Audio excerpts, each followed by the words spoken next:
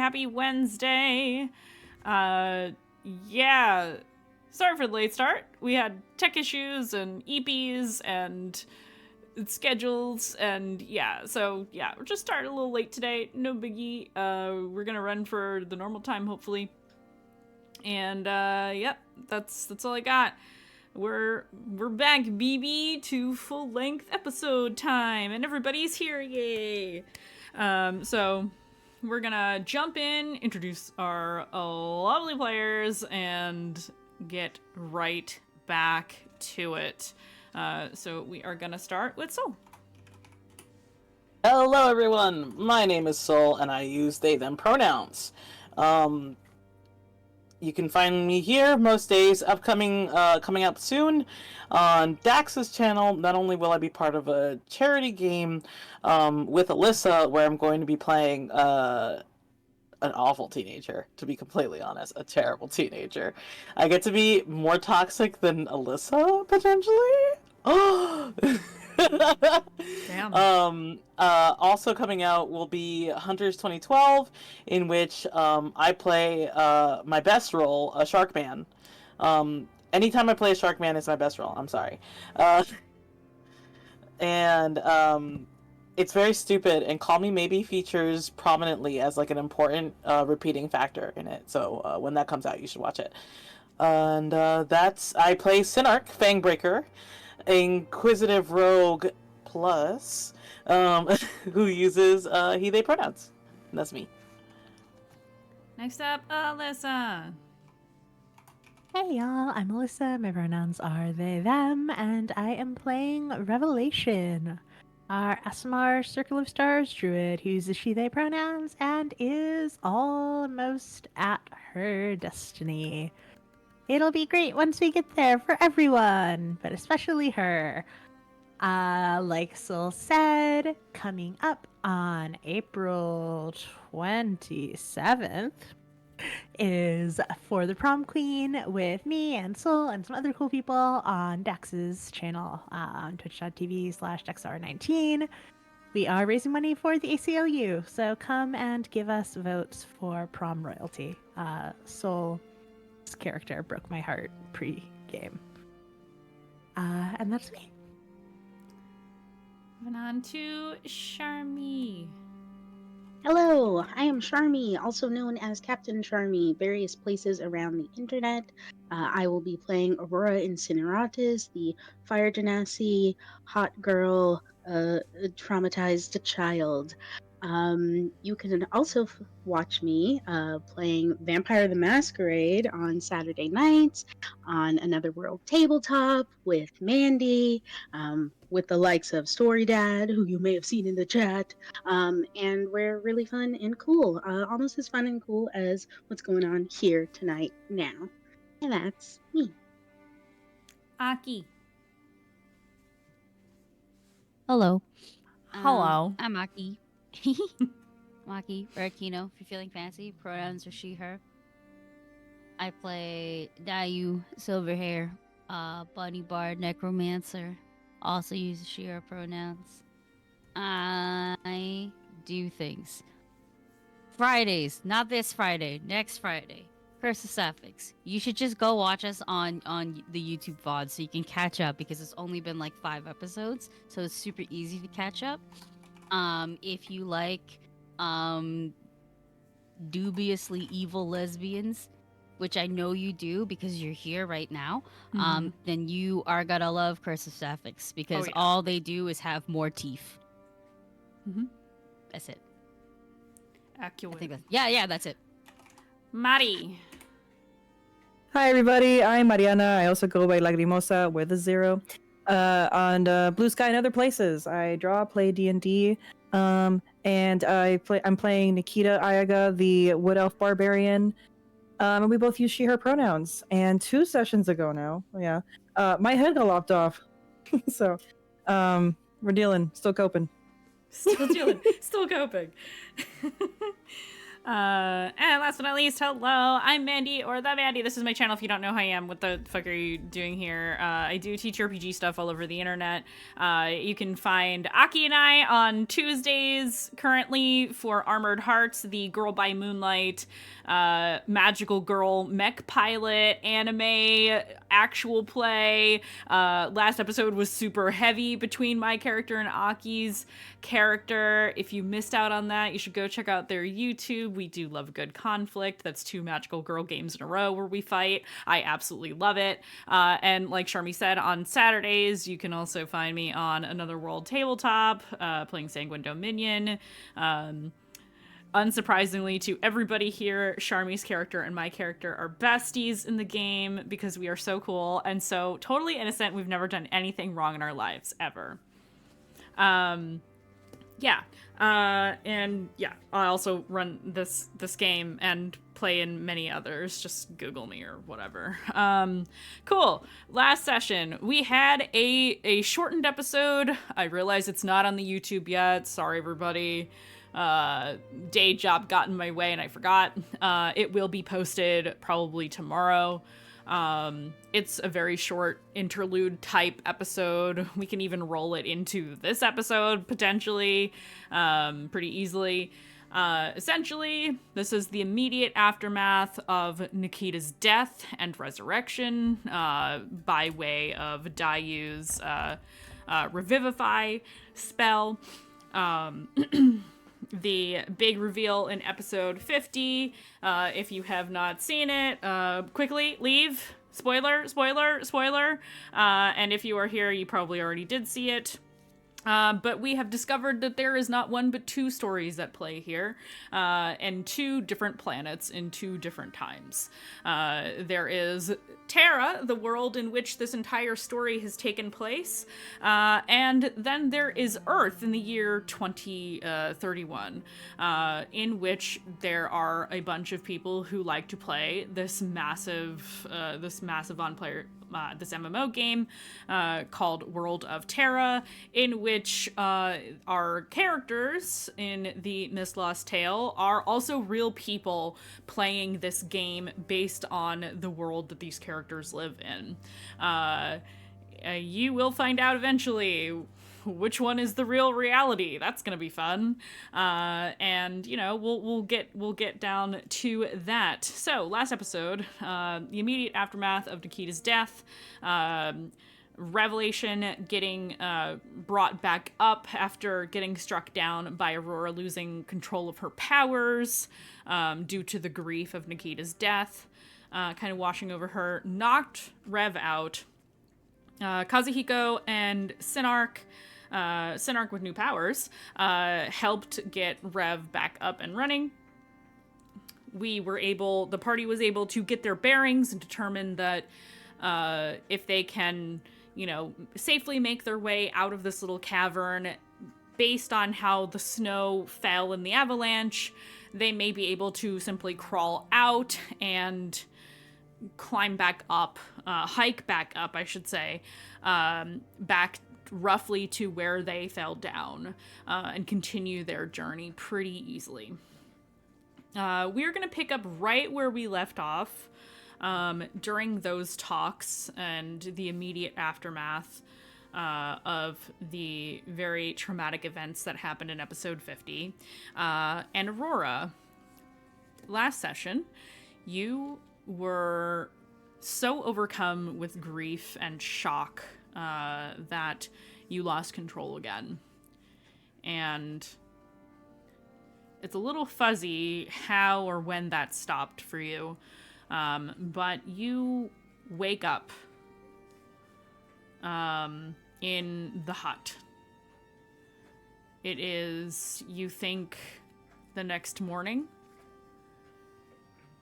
and your friends appear to be asleep all around you at present,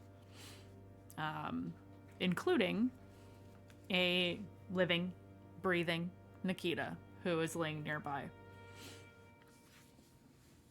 And that is the first thing you see when you open your eyes, is your girlfriend. What do you do? sit bolt upright, with like a sense of energy, as if she's still kind of propelled by that previous magical force, and then stills and stares down at Nikita.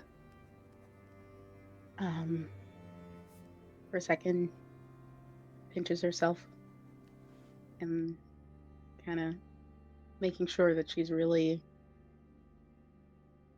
awake, and she reaches out, brushes aside her hair, and sees the scar, question mark? Yeah. So she probably sits like that for a while. If Nikita wakes, or when she does, she would just see Aurora sitting beside her with her hand gently touching her neck, tears streaming down her face. Nikita, I would like for you to roll me a perception check, please, while you are sleeping.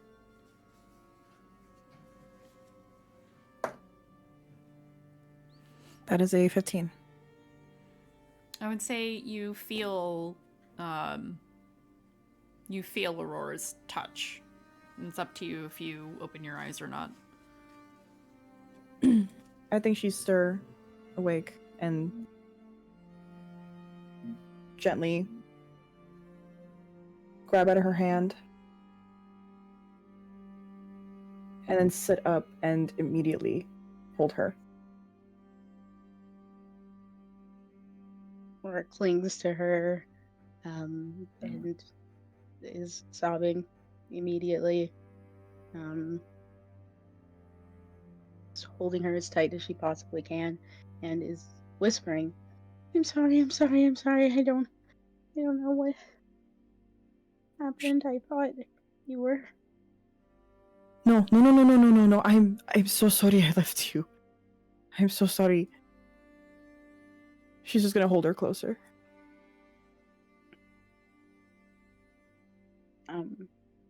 Or will continue babbling into her hair and say, I saw you, and then he and your head, and how are you here? At this point, she'd pull away just to look at her and just talk. Dayu, she did some shit.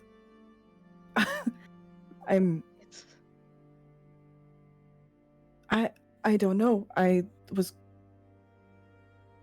gone and then not. So it's real. She can really bring people back, even from. I guess so. Wow. Going to wipe the tears on her face, hold her, just give her a kiss. And you get it right back, but also you can feel like she's still kind of shaking. She's like basically crawling under her skin as much as she can get close, as if, yeah, she doesn't really believe you're there, but is overjoyed that you are. I'm here. I'm so sorry.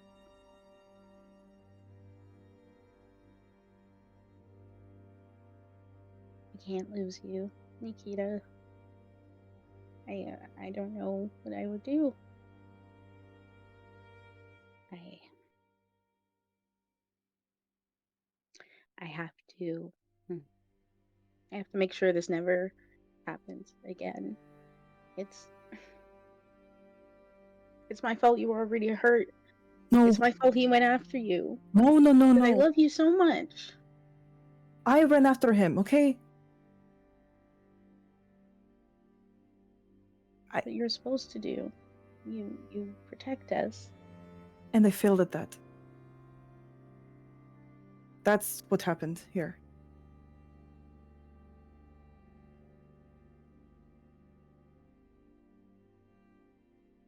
But if it had been Dayu, we wouldn't be here.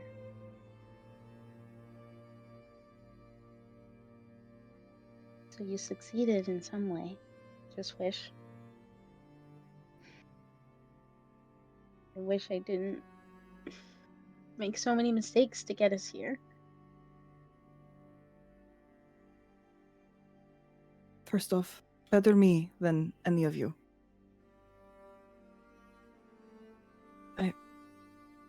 Do not blame yourself for this, okay? We're all here, we made the decision to be here. This is dangerous as fuck, okay? He's following us. That's not on you. Well, it's everything. He's after us.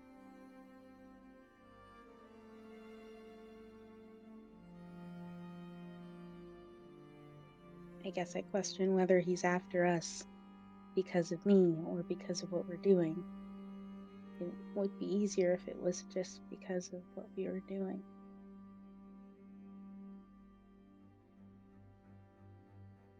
Aurora, I love you very much. I don't want to talk about this right now. I'm just happy to see you. I'm happy you're awake. Oh, how long have I been asleep? I probably don't have the best measure of that, but you were out. Right. Let's just rest. Yeah. Okay.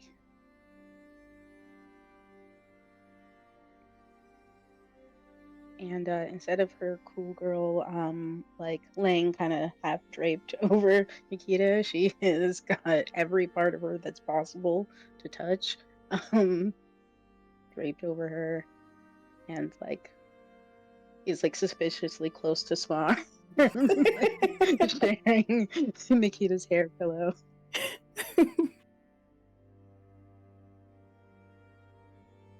Cuddle puddle. Cuddle cuddle.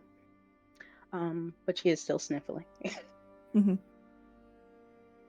And so she's just giving her like, just caressing her back and just the cosquillas.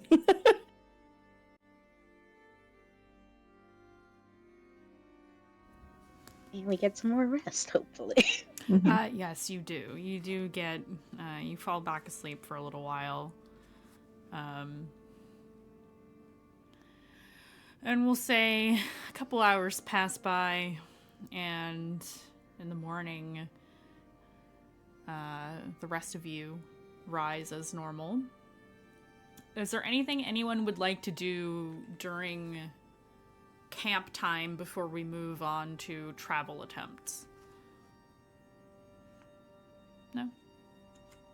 Okay. So you get up, you have some soup or some rations or whatever it is you eat. You have a little meal, pack up, get ready to exit this cavern, which I'm sure you are all very eager to get the fuck out of. This quite literal death trap. And you have several options for exiting. You can attempt to scale the walls, which have seemingly a lot of handholds given how jagged everything is and the crystal veins that are kind of running along everything. There are also some trees that are lodged between the two walls of this little cavern that you think you could reasonably kind of like climb or walk up, perhaps with some help, ropes and such. I think we can kind of hand wave that, honestly. I don't want to extraneously make you guys make checks to walk up a log that's lodged between two rock walls. Like, you guys aren't super big and heavy. You're small compared to the kinds of trees that have lived long enough to be on this mountain. So we're just gonna hand wave however you want to illustrate that. That's what you do. And you are back out into the elements. So I guess I should roll for the weather today.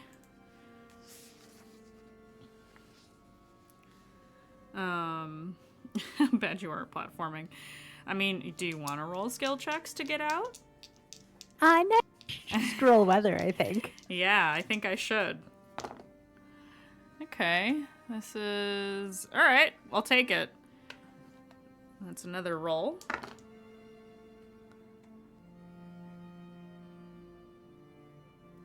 Two in a row. Love it.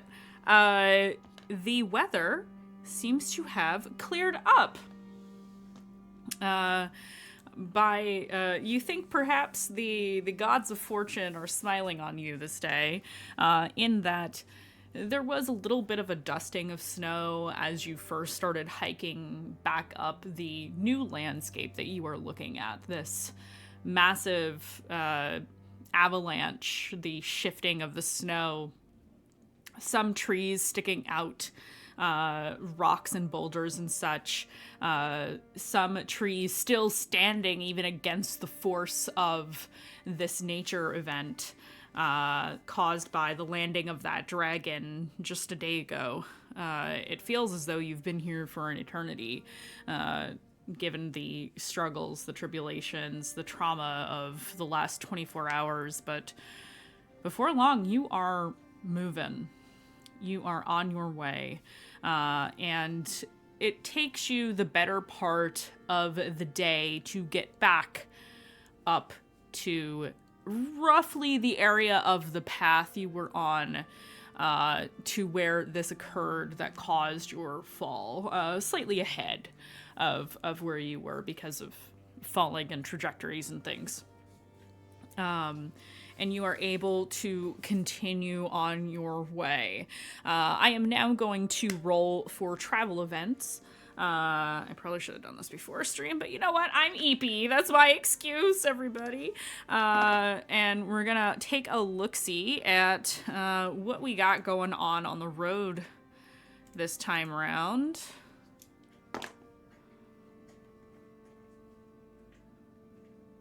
Interesting. Okay.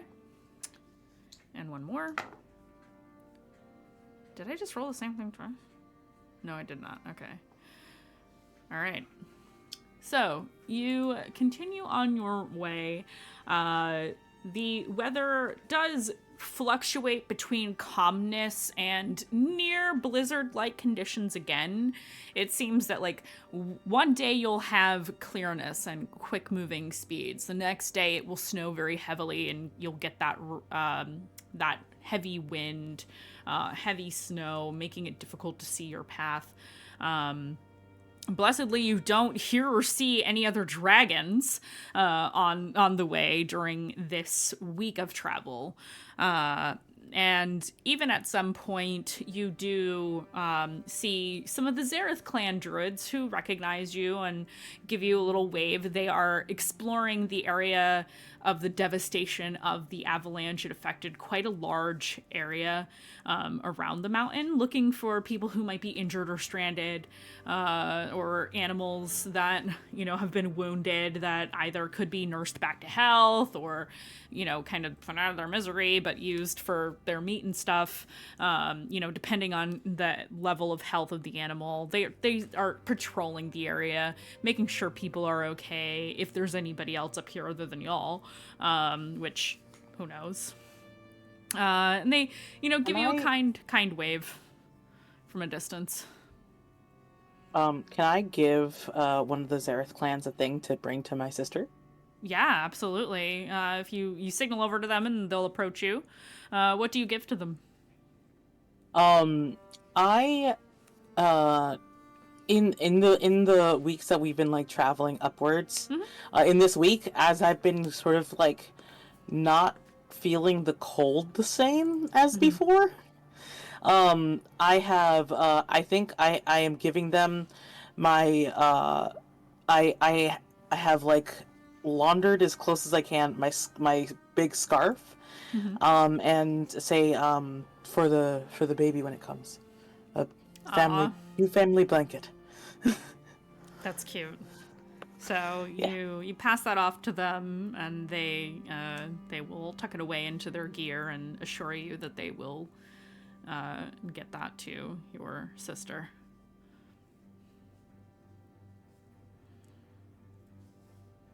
Oh, I also stick a note in it that says that Valdin is awake. Okay. Okay, yeah. so you that do they know. Okay. I don't have sending. These other people do, but I don't think to tell them to send my sister something. Yeah, send goes. Druids. Scarf.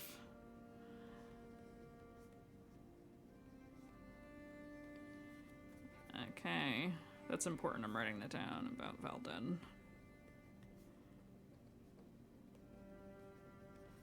Okay. Awesome. Yeah, so you pass the note for your sister, Say, right? I think it was Say. My god, how many episodes has it been? Am I tripping?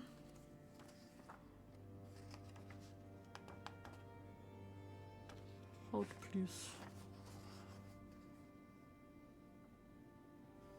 How did I write down these names? Am I losing my mind? Vestikir, Terale. Say's in here somewhere. So yeah, you continue on your way after you hand off that note. And towards the end of this week,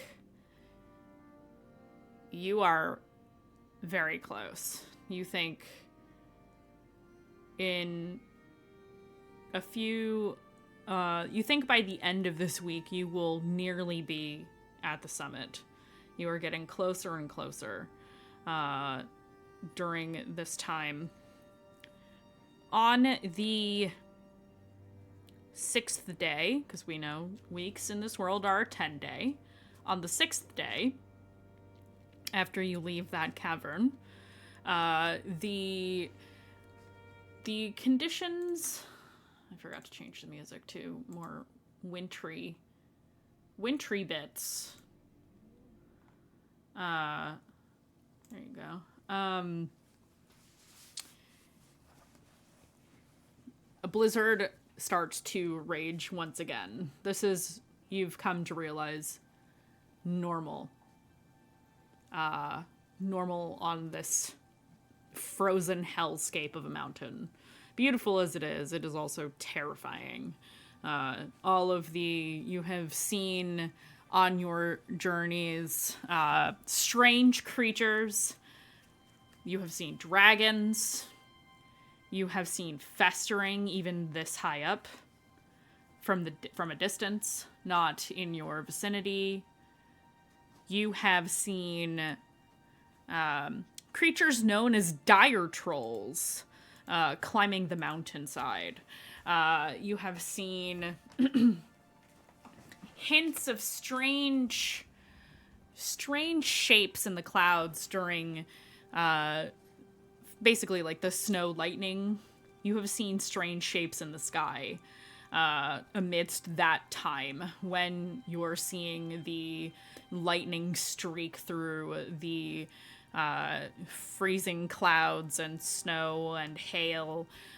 You've seen dark figures hidden behind the clouds.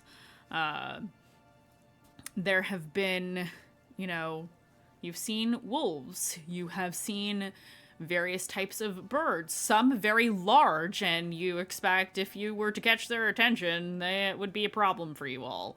Because we're not talking like crows or turkey buzzards, I'm talking like rock-sized birds. Those are becoming fewer and further in between the higher up you go. During this week, though, is when you spotted a dire troll climbing up one of the rocky, cragged edges in the distance. And there is...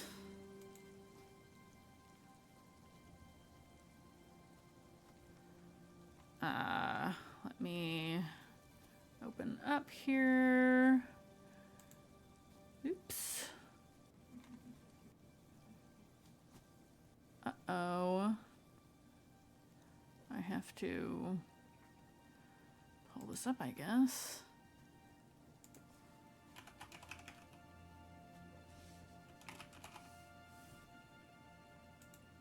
Wait just a second, because my link broke.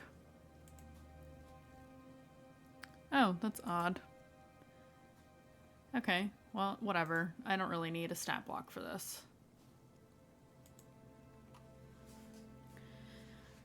At the end of the 6th day, you find a little cove kind of tucked against the path that you are on. It's kind of pushed back a little bit away from the path, which is becoming less and less trodden looking. The path is becoming less clear the closer you get to the top, because you've realized people don't come up here. Not even the druids. You have not seen druids up in this area, and other, you haven't seen druids since several days ago, much further down. That's probably the highest you've seen other humanoids on your journey on this mountain. In fact, you've seen, other than druids and hunters, much further down the mountain, there has been nobody else here. You haven't had to worry about other people at all. And when you camp down for the night, you're in the hut, getting yourselves out of the elements, giving yourselves a few hours of reprieve before you do it all over again. This journey has been harrowing in more ways than one, and I expect many of you are eager to get back to the bottom of the fucking mountain at the end of all of this. Because it's cold, it's unforgiving, it freezes you to your bones, even those of you with fire in your soul. And it is when you are winding down for the evening, enjoying a meal, that you see something absolutely incredible. It is still blizzarding quite heavily outside, but in the small swaths of sky you can see multicolored hue and an infinite amount of stars peeking through ever so infrequently. An aurora borealis hidden amidst the storm. And stepping down from the sky, you see a very tall, spindly, feminine creature in long, flowing robes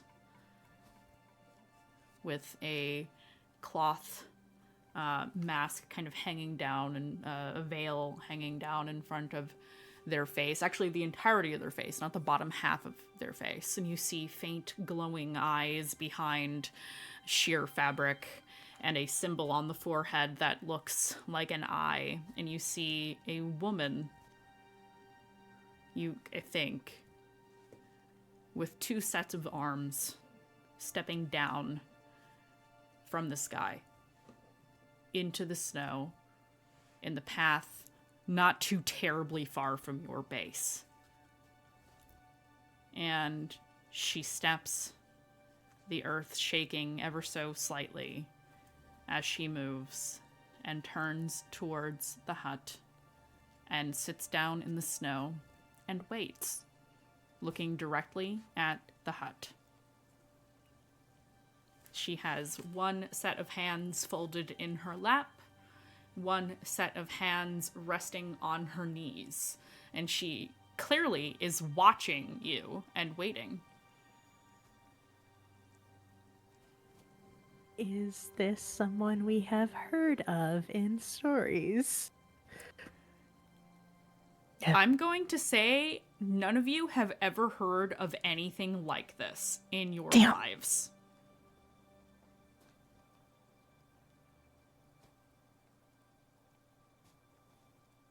Do you want soup? Do you step out of the hut to say that? I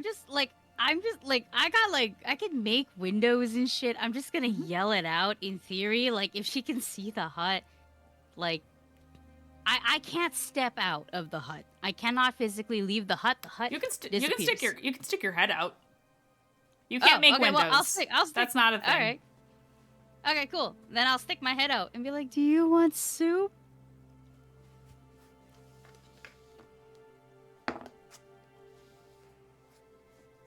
She shakes her head.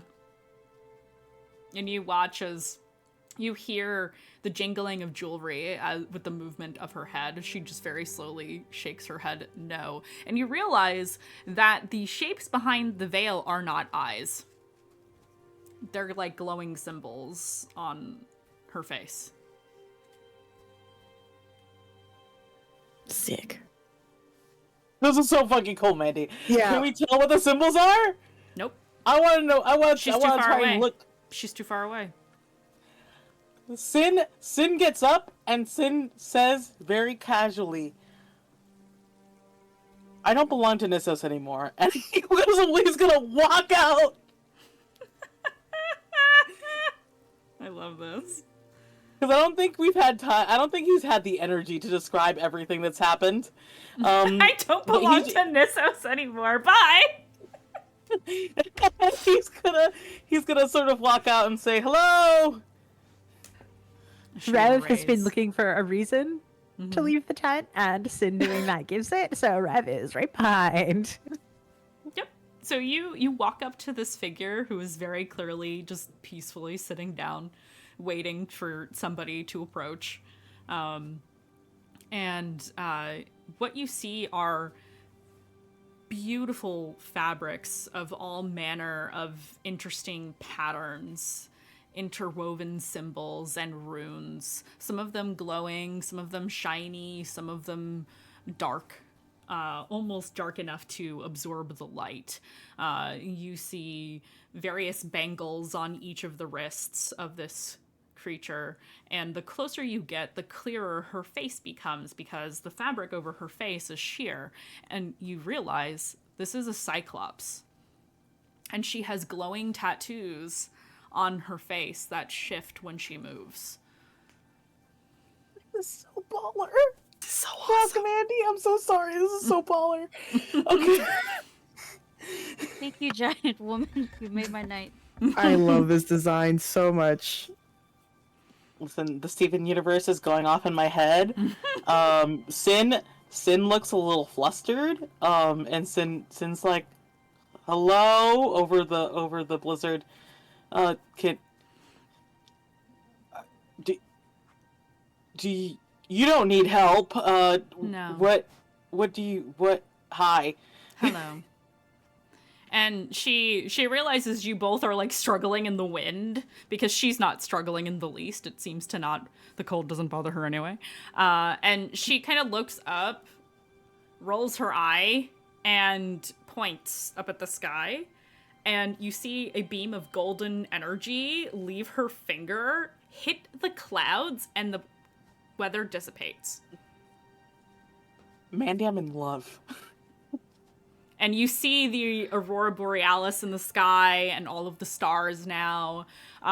This is the clearest, like, the sky is clear on this planet.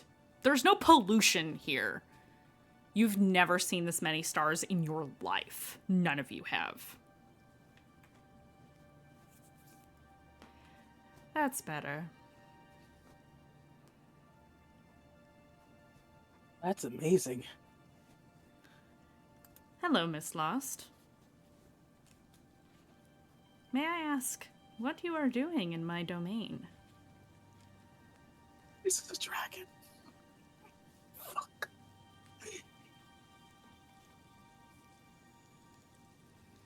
Do you say that out loud?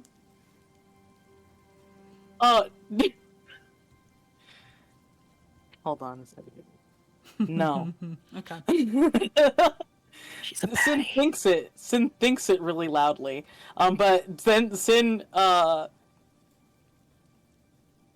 at Rev. Because Sin barely understands what they're doing up here. She's got a strange accent, unlike anything you've ever heard before. Rev, I think, is a little breathless, a little bit wordless from the sky, but will gather herself together to just say, "We seek the summit." She will lean down, still crisscross applesauce, arms still in place, lean down, almost folding herself completely to get her face level with where you stand. And she just kind of tilts her head a little bit and looks at you. You. Oh, I see. And her eye begins to glow like this molten silver as she looks you over. You are different. Very different. You are not of Terra.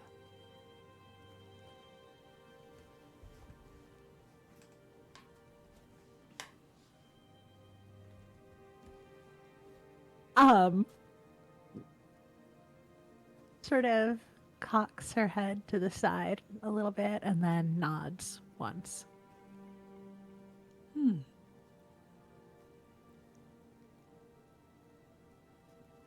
Yes, canonically you can all hear this. I believe you got doxxed by like the hottest woman ever. Worth it. Sorry. I was like, damn. That's why I started snorting. I'm sorry. Why do you hide yourself so?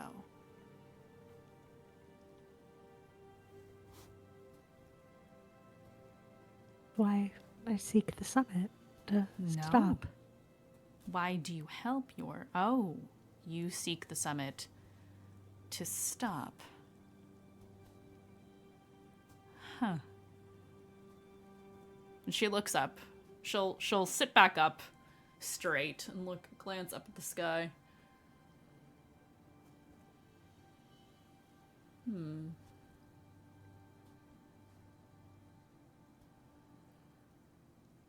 I know who you are. This is interesting. You have a very important choice to make. I can see it in the lines of your fate. And you, she will now move a finger to point at Synarch. You have more threads tied to you, bound to you, than you could ever possibly know.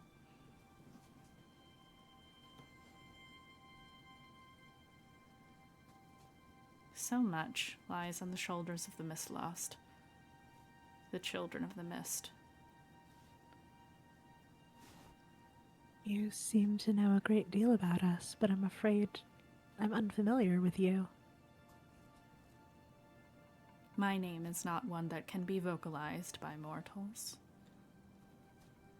You may call me Oracle.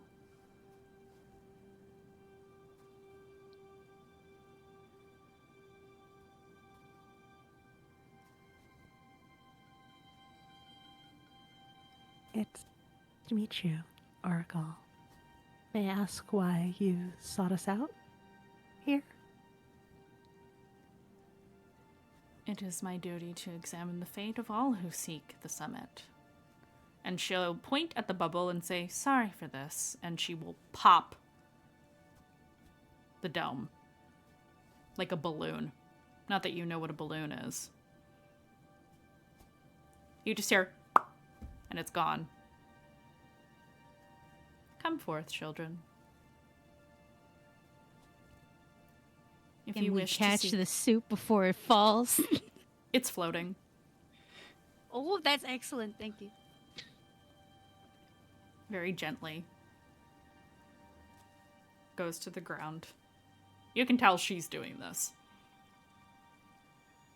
Sorry to interrupt your dinner, but it is my charge to weigh the souls of all who seek the summit.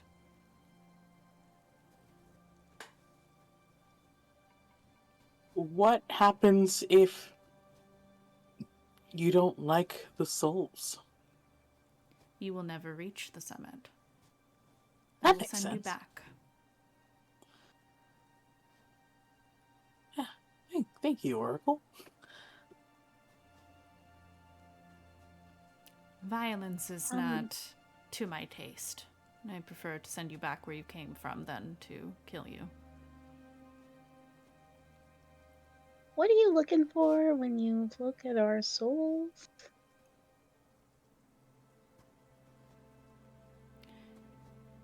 You know, awareness is what taints that which is. When you become aware of something, it changes you, even if you do not wish it to. Aware of the reality of your situation, aware of the darkness that lies on the horizon, aware of world shattering and a people decimated. Those things change a person. Even good things. Even joyous things.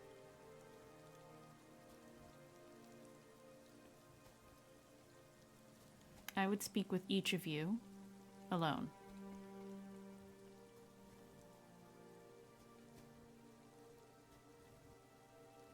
If you do not accept these terms, I will send you back to the bottom of the mountain.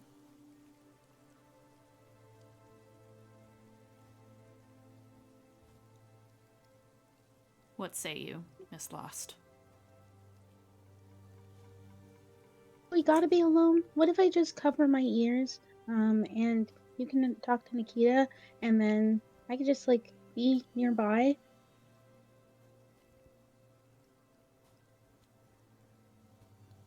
You are anxious to be separated from your friends. I understand, but you are quite safe here.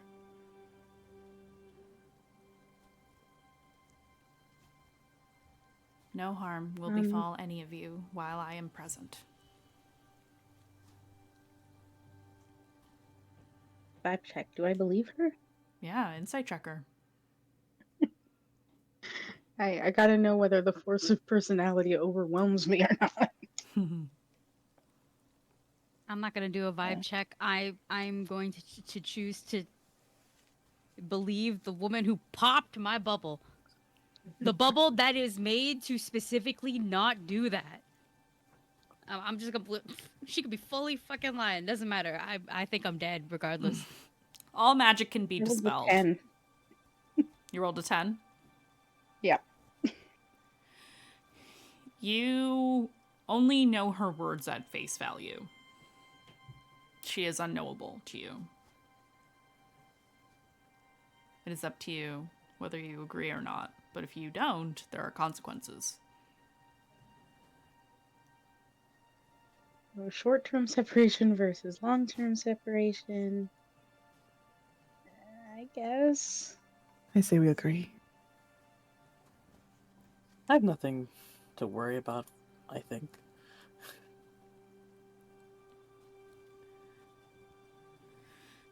She will look to Aurora first. Come, child, let me put your mind at ease, and she will put another one of her hands down into the snow for you to walk upon.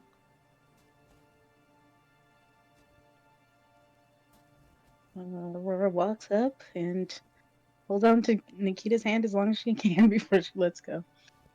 It's all right, she says softly. She's trying to reassure you. You don't need an insight check for that.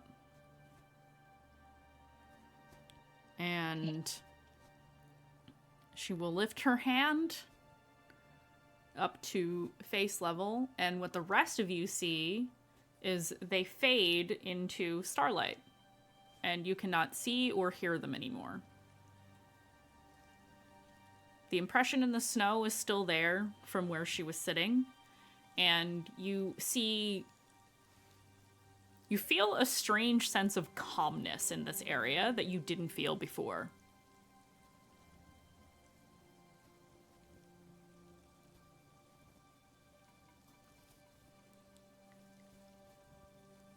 Aurora, what you see is you are in this It's almost as if you are in the sky and the stars in space. Like, you see the aurora borealis, you see the clouds that have parted around the area that you are. The storm is raging everywhere else. It is just localized to the space where you and your friends were just now. You can see that from where you are. You can see the small figures of your friends standing in the snow dumbfounded at your disappearance, at this occurrence. And you are standing on the palm of a very, very large Cyclops of the Oracle. Wow, you're powerful, huh? She tilts her head. Only as powerful as fate allows.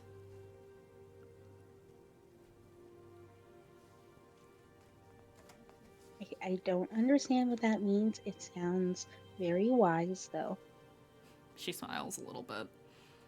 And she will, with one of her other hands, lift up the veil and push it back over her hair, which is extremely long, you realize.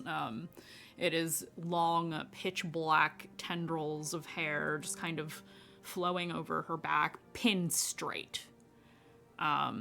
And now you can see that the tattoos on her face are perpetually moving into different shapes.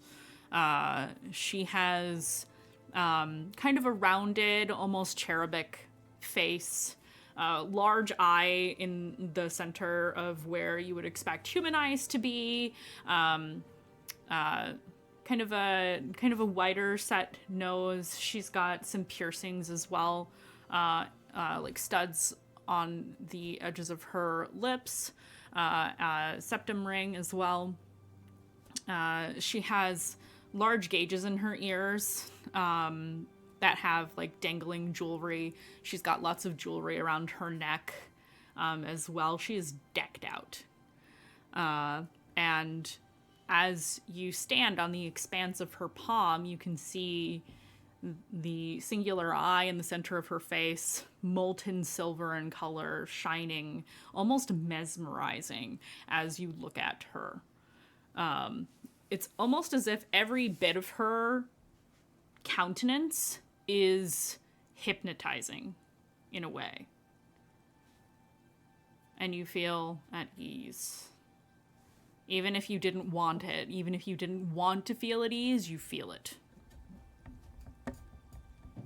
Wise and stylish.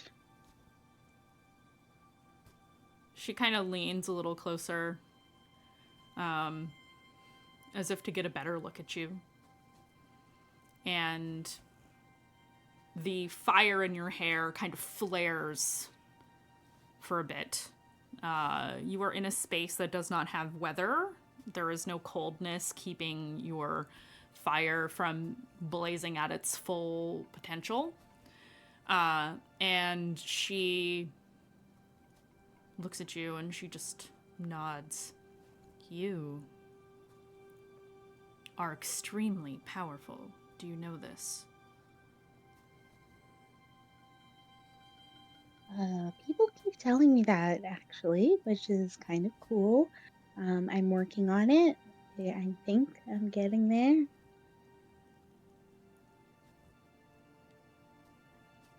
It is your fear of yourself that holds you back.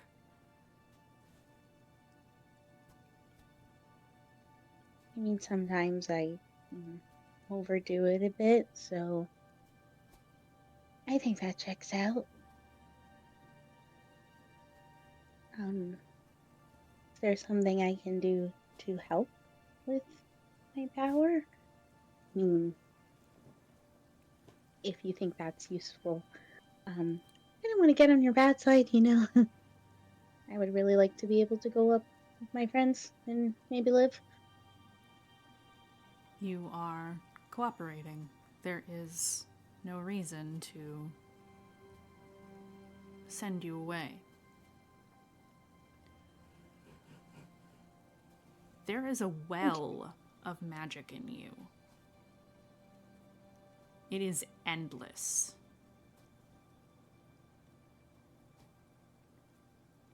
I don't think you have been properly taught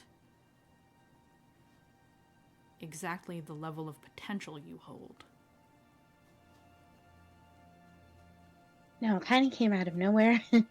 um, I haven't been taught very much. I learned a little bit from my friends, and I had an offer of further training from a really nice dragon. Have you heard of Vestikir? I know Vestikir.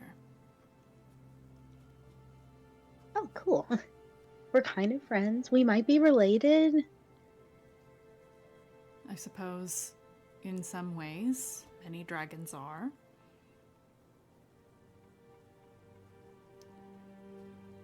You, my dear, need to accept that you belong here. And you need to accept that you are not like other people. You could be like a god if you let yourself.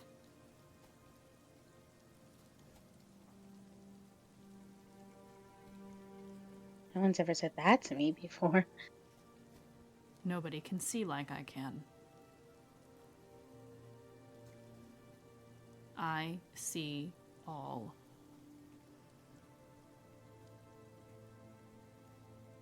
Well, how is that possible? I mean, I struggle to even control myself.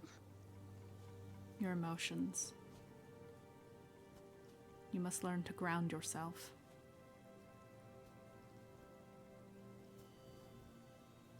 If you can do that, if you can not allow your feelings to rule you,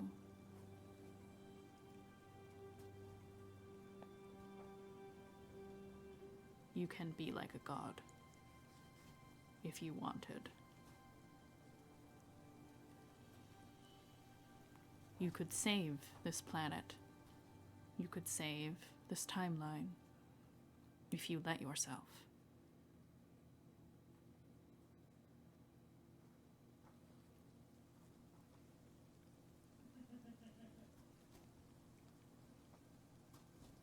I'm the only thing standing in my way, but I don't know what I'm doing. Sounds difficult. You have a lot of pain about your sister, about your parents, about your bloodline. You must learn to let it go if you ever hope to move forward. I see it like a chain shackled around your ankle, and you drag it with you everywhere you go. It's not to say to leave your family or to forget them, but at some point you need to forgive yourself. You need to forgive them. And I don't think you've done that yet. I can see that you have not.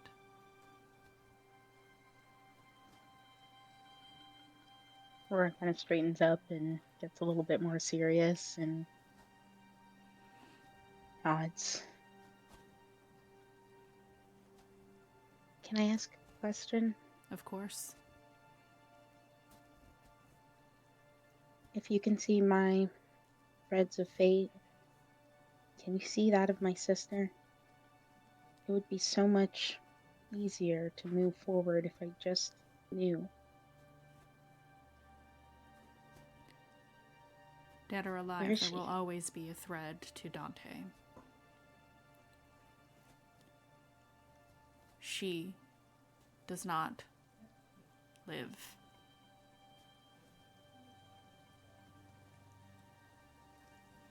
Not the way you know it.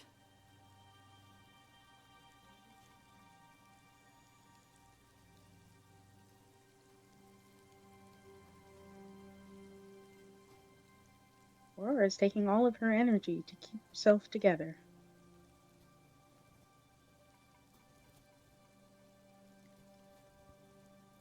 Thank you. I have been... All I wanted was to know. You will find her someday.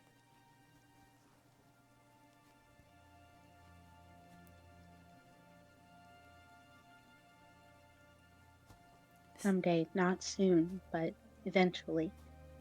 Stay on your path and you will. Eventually.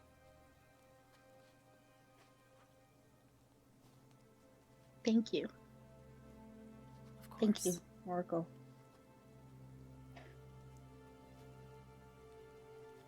With a third hand, she will reach forward with a single finger and touch your forehead, and you feel warmth emanate through your body. You feel your magic is like channels of lightning that run through your veins. You feel that. As if all of the magic that you hold responded to this single touch. And you think for a second that you could just grasp that power and use it however you want. And she says, as it fades away, that feeling. Hold on to that feeling. Remember that.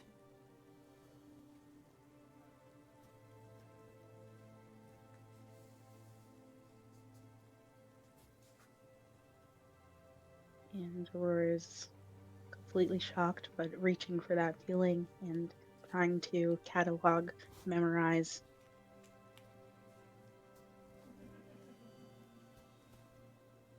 It will take practice, but you will master it if you let yourself.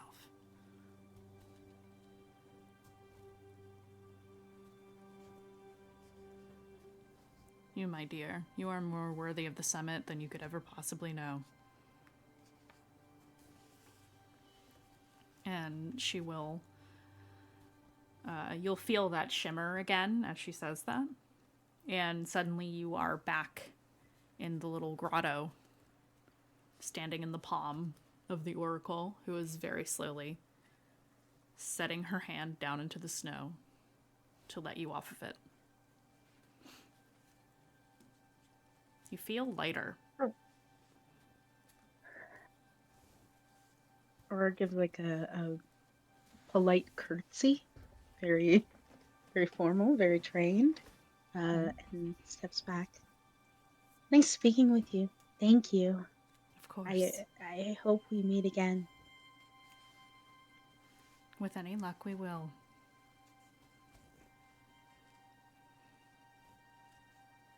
She will turn to Dayu next.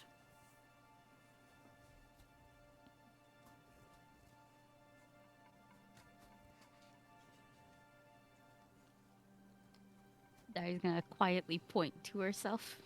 Mm-hmm. Come along. Okay. I just step in your hand. Yes.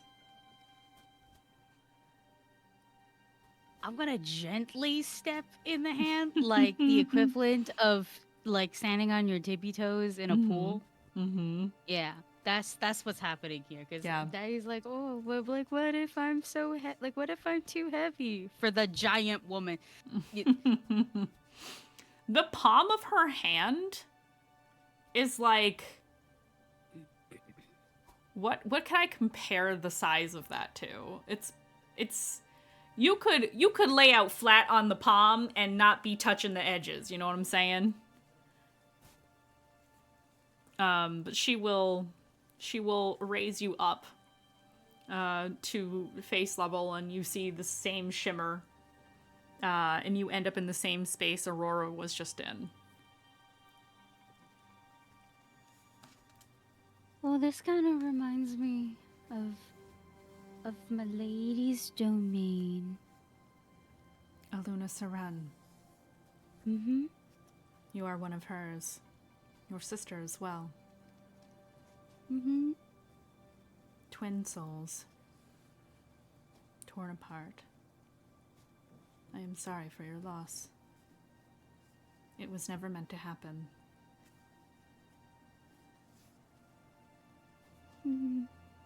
Kind of figured. Everything's weird.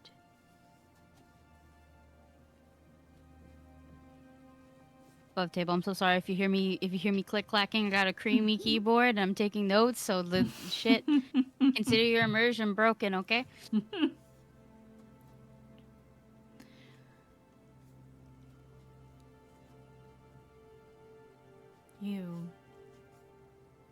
Your soul has been partitioned in a way. Part of you is in Sombraluz, part of you is here.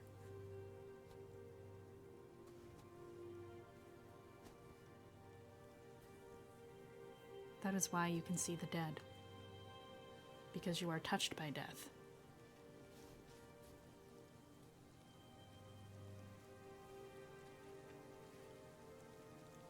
If you wanted it to stop, you could. No, I'm good. Like when I was little, I didn't really like it, but kind of. It's like a part of me now, you know?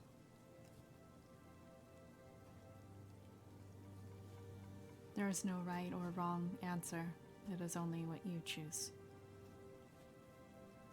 You can be whatever you want to be, do whatever you want to do.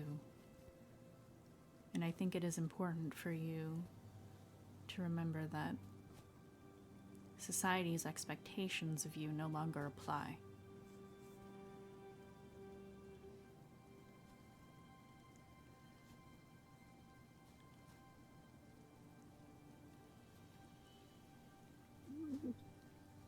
I'm so sorry. I'm not even properly looking at what I'm typing either. That's good to know. Doesn't feel like it. It feels weird.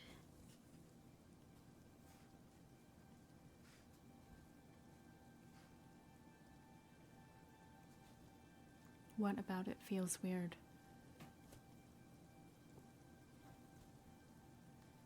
I can see your fate. I cannot read your mind. The choosing part.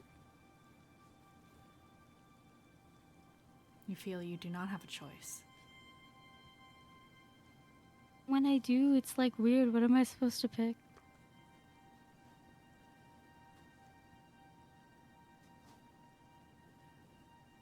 Or why give me a choice when there really isn't one, you know? There are always choices. Anyone who makes you think otherwise is wrong.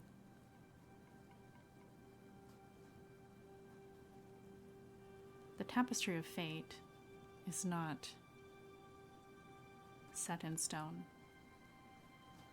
Some see it as panes of glass, multicolored and infinite, but really it is fabric being woven and unwoven, tied and untied. Every time there is a change, the fabric shifts. There is no one set path.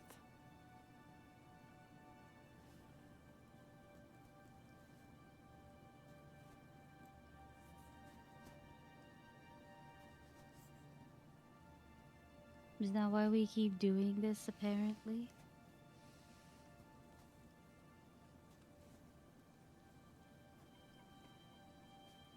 Is time fabric too? Yes. I bet time's a rug. I'm not sure Edem would agree, but you are not, she smiles, you are not entirely incorrect.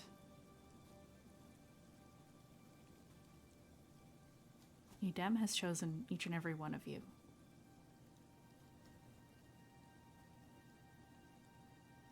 And though sometimes the vessels of the souls change,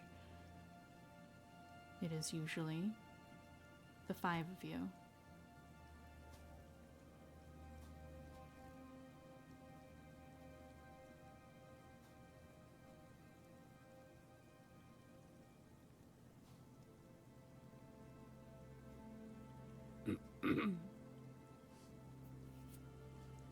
But this time and another time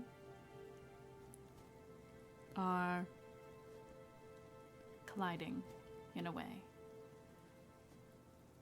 And so things are different now in ways that even I could not predict.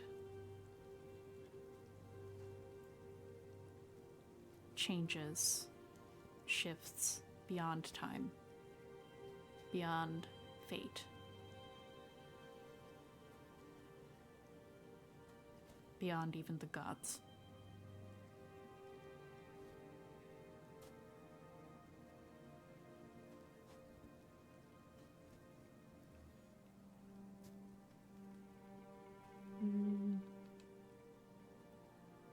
Are we supposed to figure out why?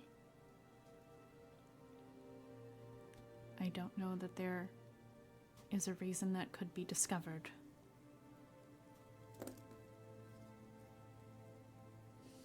As far as I can see, if you can save this world, the collision will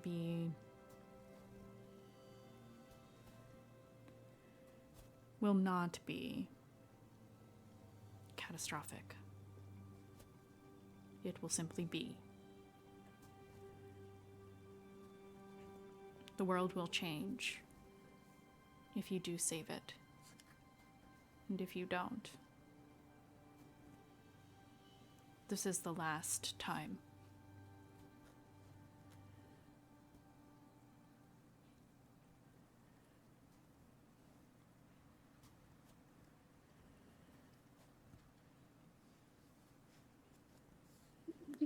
Sorry, I can't type fast or else you're gonna hear all of it, but I think you hear it all now. You so know getting this is being self-conscious. recorded, right? And that you can watch it back later? Yeah, but you know I won't. Ugh. It's very long.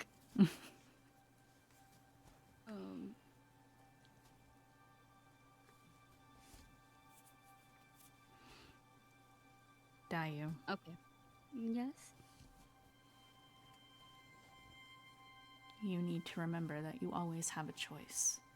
And it doesn't need to be about what other people want, unless you want it to be that. You get to choose, no one else.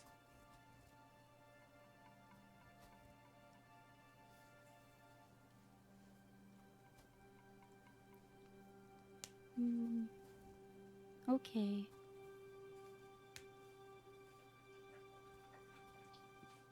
Do you get to choose? She smiles. I choose all the time. And sometimes I choose to follow fate. It's easier when you can see it all. It is also not my role to alter the threads.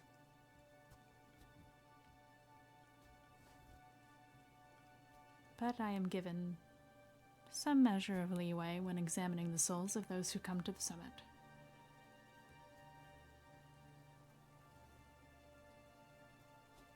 Oh, you said threads. Yes, Spirits also have threads? they do. Oh, that explains that one time then. Okay.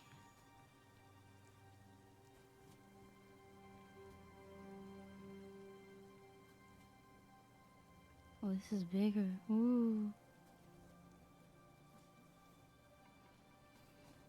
You realize Maylin is not here, by the way. I was gonna turn and I thought she was there. She's not there. No. She deserves a bit of rest.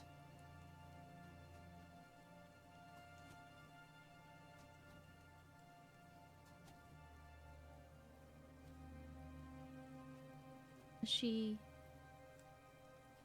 not resting when I'm around? It's not a matter of you being around or not. She is tethered to that book. Dark things on those pages. Terrible things. It's hard to decode. It is a work of a grieving man.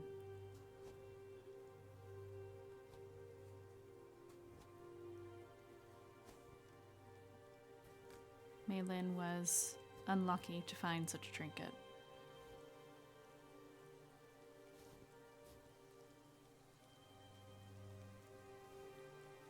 If you ever want her to move on, the book needs to be destroyed.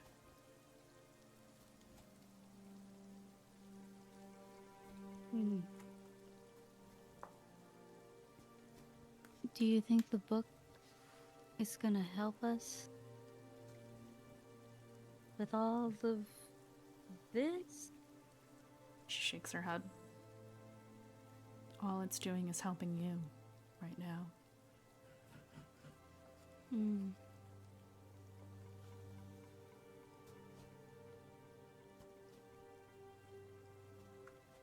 The contents of the book will not save your sister. But they do explain why she is tethered.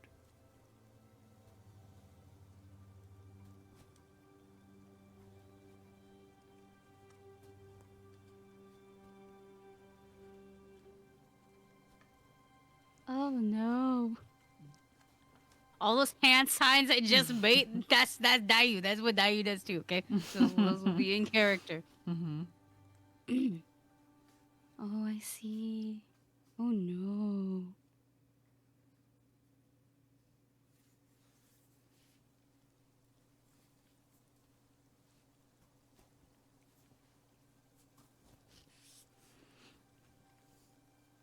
Oh boy. Okay. Okay.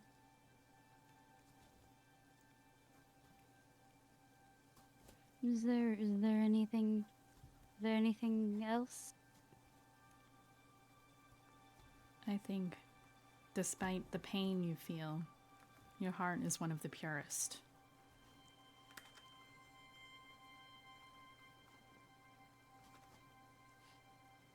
That's nice. I thought it was pretty dirty. Why do you think that?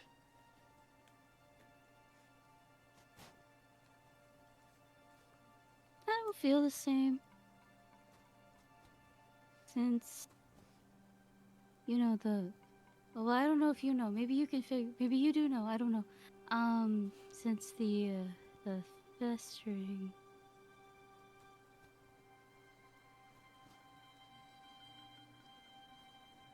You think it's your fault. What? Little bit, but more so afterwards. You know, like I smell different. I think I look different. My posture sucks now. Things like that.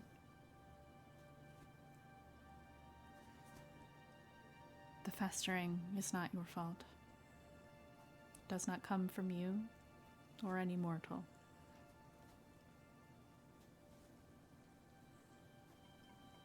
The festering is a manifestation of madness.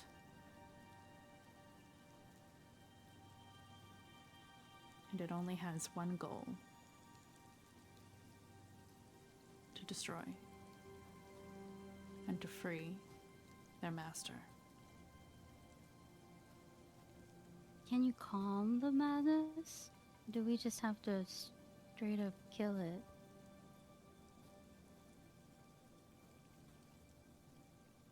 She looks you over as if she's surprised to the question.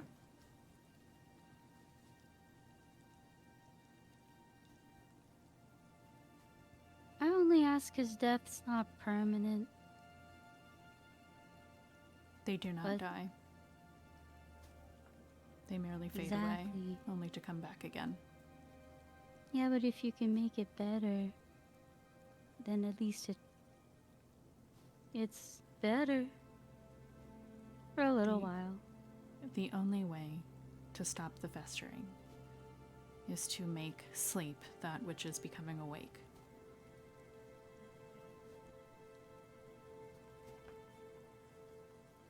You must continue on your path. If the wards break, you will have no choice but to destroy.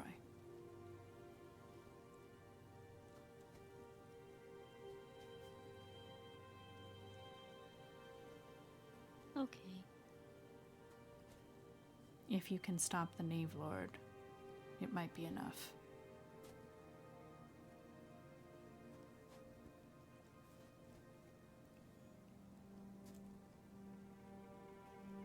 But it will come at great cost. Much will be lost. Like land and stuff, or us? People, places, cultures. Many lives will be lost. Are we doing the shattering again? Not if you can stop it.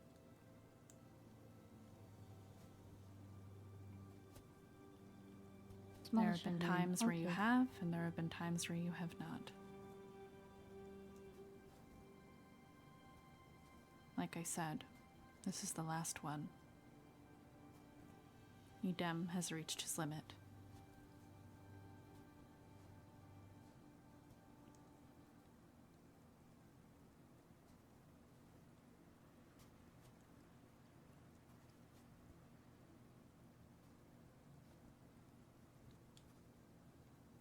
If you've ever wondered what the end of infinity looks like, it's this. This world. Everything that's happening.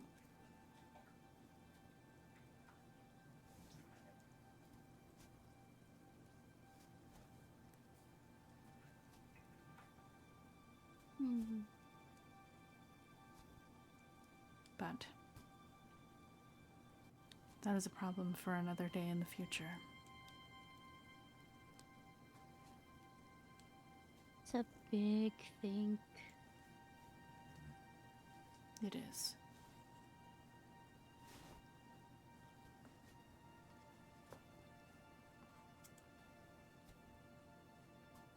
Thankfully, I am not a god, so I am not shackled in the way that they are. I think if they could stop such a thing, they would. But they cannot. They can only rely on that which exists in their image.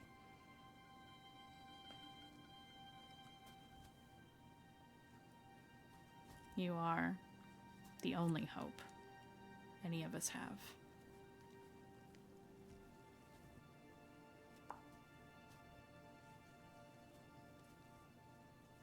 Mm.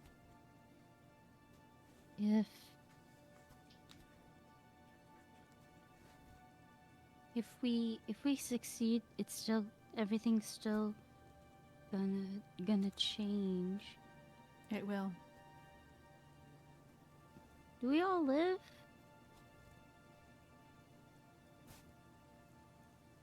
Like in any of the versions where we stopped it? I can't tell you that.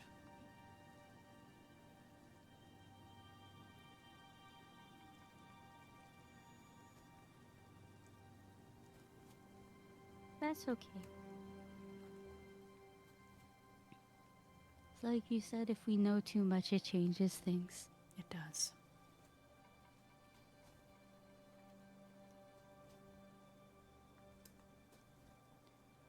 Did I pass the test, or am I going back down the mountain? You It's passed gonna the really test. suck because they would know how to get back up here. You passed the test. You have a good heart. Dye silver hair.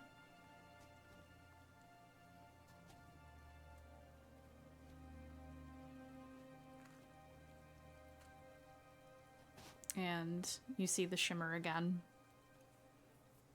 And you find yourself in the clearing, being let down, same way Aurora was. And I think there is where we will take a quick break. And then we will continue on the chats with the Oracle before the summit.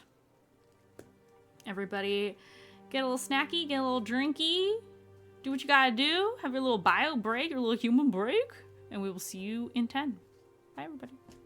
Hello, we're back. Hi, waving at the camera. That's what I do, right? I wave at the camera. I haven't had enough caffeine today, can you tell? All right, so where we left off, you are all individually interfacing with the Oracle, or the being known as the Oracle, I should say, since she made it very clear that puny mortals could not possibly comprehend her actual name. Probably because it's not words. So she now is setting Dayu back down onto the ground so that you can hop off of her palm, and she can direct towards the next individual. So she will very gently set you down, Dayu, and look to Sinark next. Sin has been trying to figure out like how to broach the subject with like another world with Rev, and maybe talk about like I don't belong to Nissos anymore, but then again, giant woman looking at it, I'll talk to you, and he but like bustles over. He's just like, oh yeah, it's my turn. I see Kitty in front of the camera. Oh my god, let it happen. Let it happen. Hey, we just see the corner of the ear, just so cute. And the whisker. I love this. Trying to lick Charmy. He's He's trying to lick. Bro, I get it. Cute. It's so cute. Sin vibes. I love this. I have to reel it back in. I got distracted by the cat. Yes, the Oracle Sin, will look to you and bustles over, very politely stands with his hands folded like, hello. Ever the gentleman. She will raise you up. And you experience the same shift in where you are as the first two. And she, has her palm relatively eye level. So you can see the details of her face very closely now because she doesn't have the veil covering her face.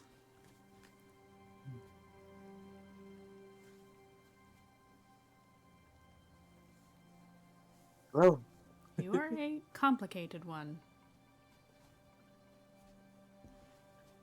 Many people have told me that before.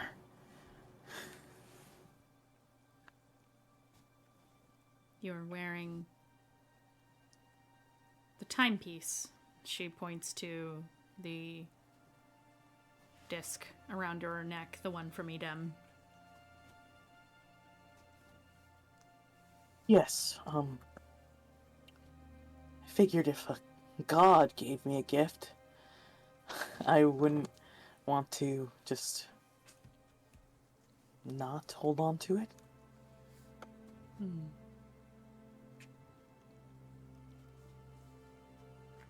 Gift, maybe a trade? I think what we did might have been a trade. She kind of tilts her head a little bit, like, what the fuck? Edem doesn't trade. If you left a trinket in its place, then it is simply sitting there, I'm sure. Oh. Well, I hope he likes it. If Edem could be here, I'm sure he would appreciate the gesture. Yeah, that's... It must be weird living outside of everything. It's not so bad. She kind of looks around in the space that you're in. It's not bad at all. Right. It's But very beautiful here. it is isolating. If you feel such things.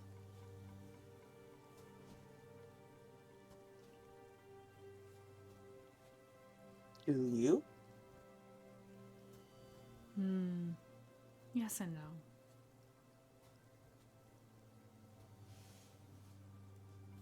When you live long enough, it gets easier.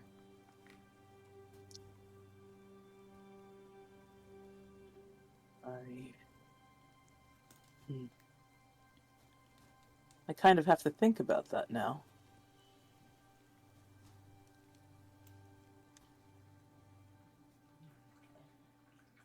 You are the one who needed to be tested the least. You have already been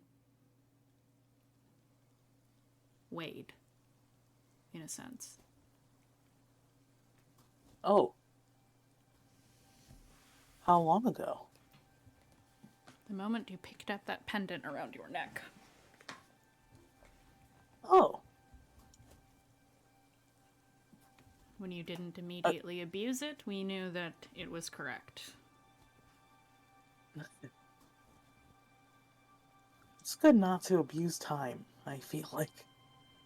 It is very good not to abuse time. Yeah. Does that mean that you wanted to speak with me for, like, another reason? I wanted to give you an opportunity to ask questions if you wish to do so. Oh. Thanks.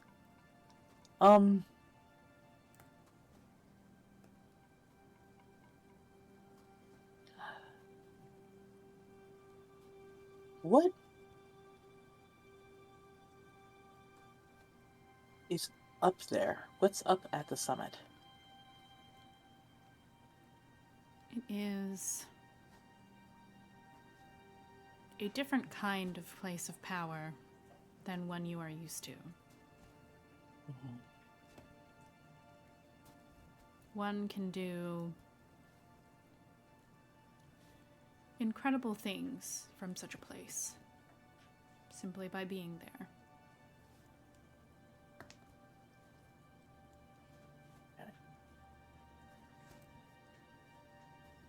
Of course, that's if you know what to do, which I expect your friend does. Yeah.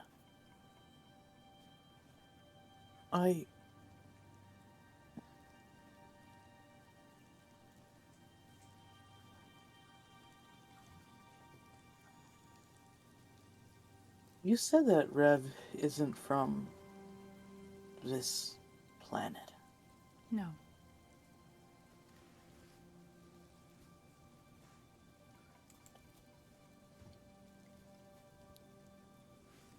Do you think it will be harder to keep her safe because of that? Safe from what?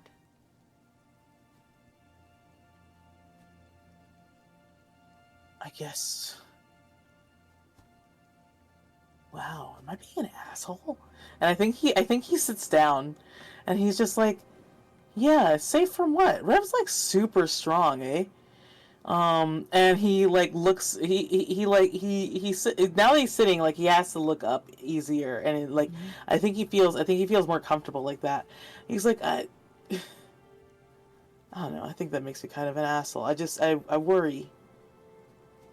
I feel like Rev feels like no one's on their side, and I don't know.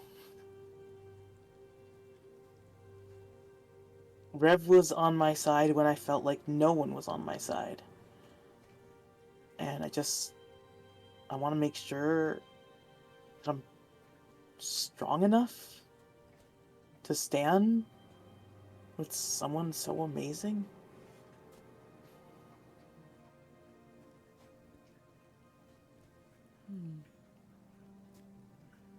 I don't think that makes you bad to be concerned for the people you care about. But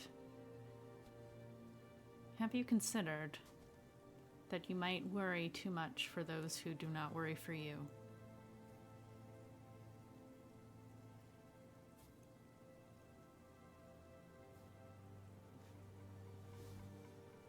It's You are- one of my recurring nightmares. You are very trusting of others. Perhaps to your detriment.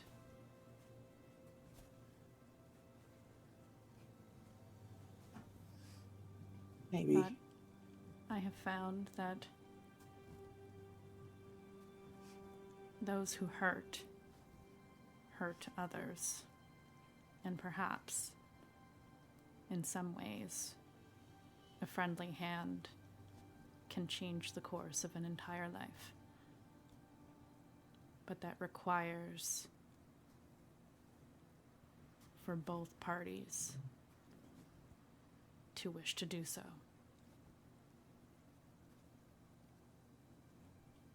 Yeah. Those who do not think that they need change will not change.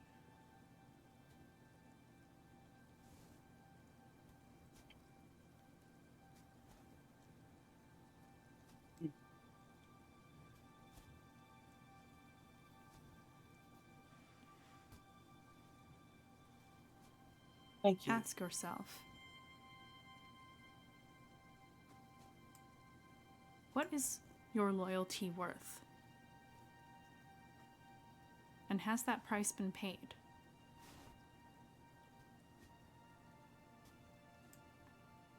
Think about it. Mhm.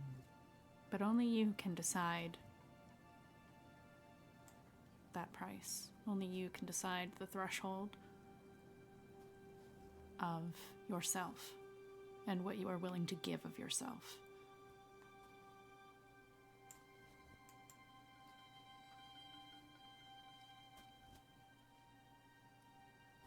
A lot to think about. You put much on your shoulders, far beyond even this. Too much.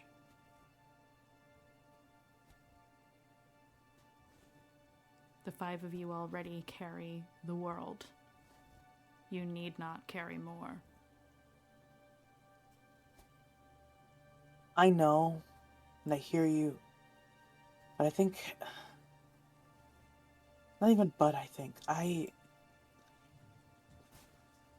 know that the biggest, most foolish thing that I keep holding to is I love this world so much. It's so beautiful, even the frightening things. It's kind of hard not to love it. I agree. But I will definitely think on what you said. And thank you so much for the kind words.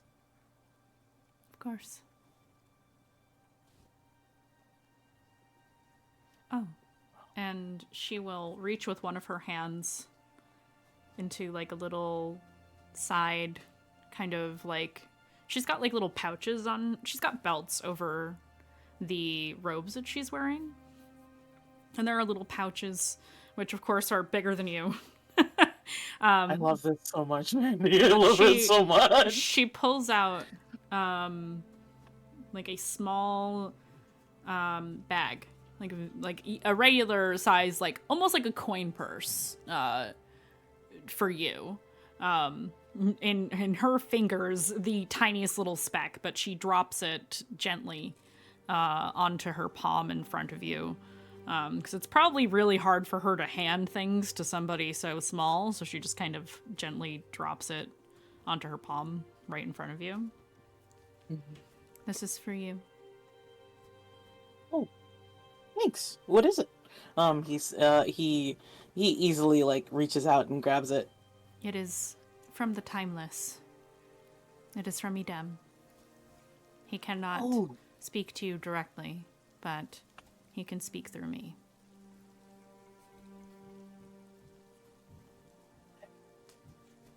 well, he can't speak with me directly, but he's all time, so can he hear me? Always. Thank you for believing in me. He like looks around. She smiles, and it's like really genuine. Don't worry, he hears you. All right. He's like, can I look in the bag? Wait until I drop you back off, and you can see the shimmer again, and you're back in the clearing. She lets you down. He gets up when she puts him down. He gets up. He does like a little bow and he scampers off. And he's like holding the bag and he's looking like wide eyed and like wow, the world is amazing. Like that sort of like look on his face. Mm-hmm. She turns her smiling gaze over towards Nikita. Nikita. She'll walk up.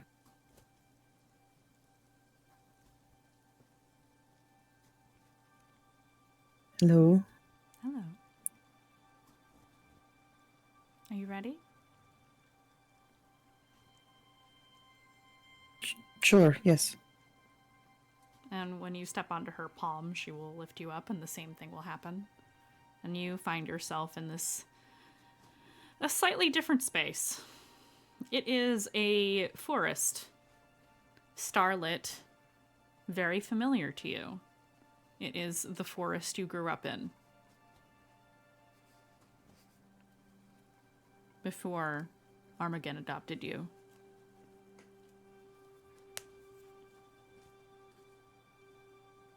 It is so good to meet you, finally, again.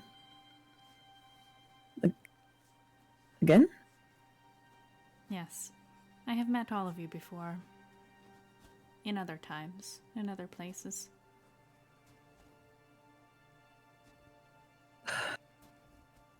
That is all very confusing to me, but trying to follow. Time is a difficult thing. It's weird soup. She nods. That is a good way of putting it.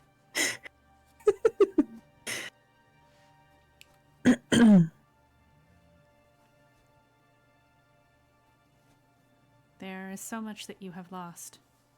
So much that you have forgotten about yourself. Okay.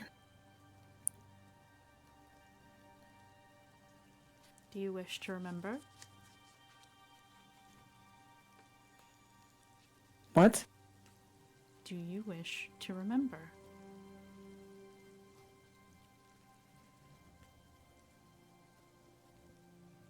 It's a simple yes or no question. Nothing magical is going to come of this. I'm curious. I never... I think at the rate things are going, I have no choice but to. But,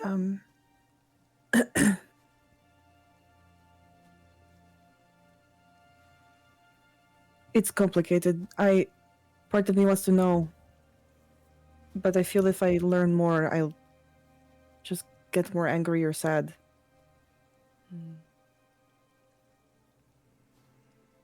But maybe it will provide closure.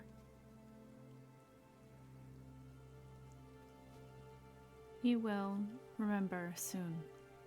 Sooner than you think.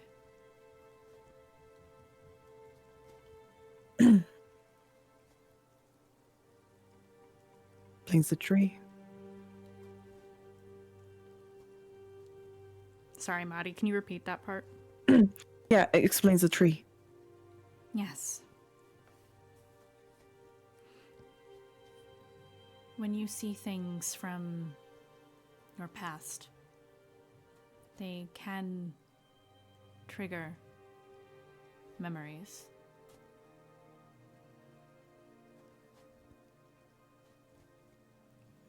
You will be in a place much like this again soon. And she gestures around to the trees.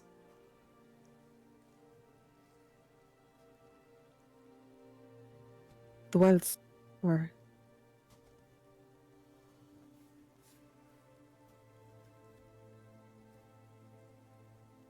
The wilds, yes. It is not where you hail from, but it is an important place for you.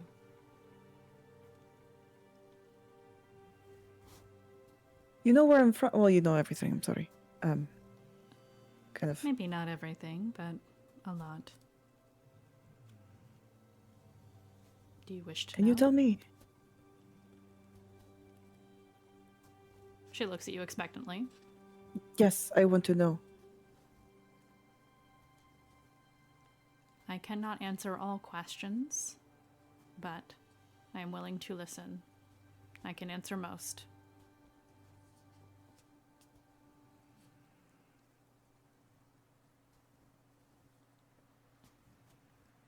Where was I born? Fouchus.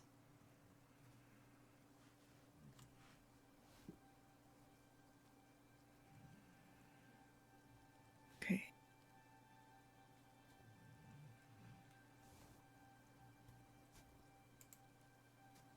I don't know shit about vouchers.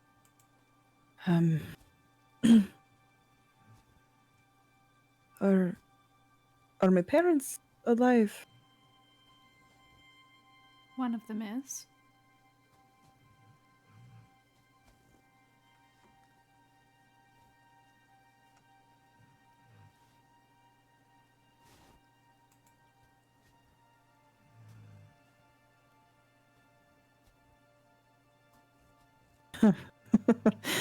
Oh, that's great.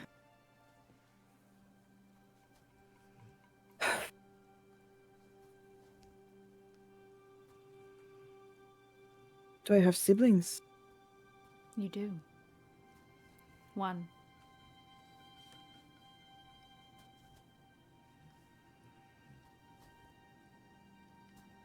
Okay, this is getting to be a lot right now.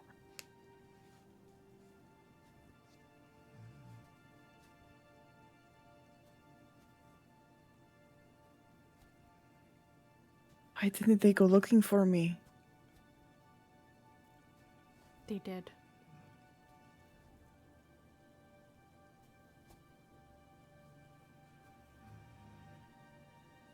They did look.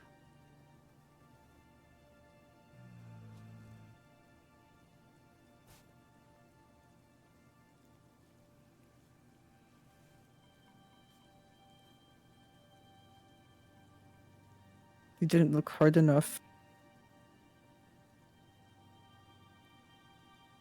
She just kind of watches you passively, no expression on her face.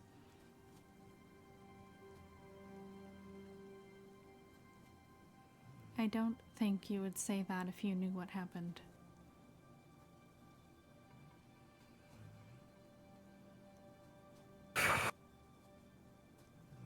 But the rest, perhaps you should find out directly. Time.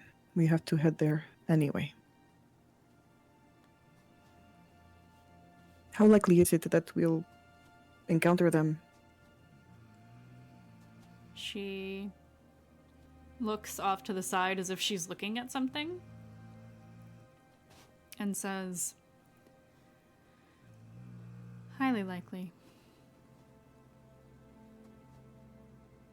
You will know them when you see them. And then it is up to you if you wish to reach out or not.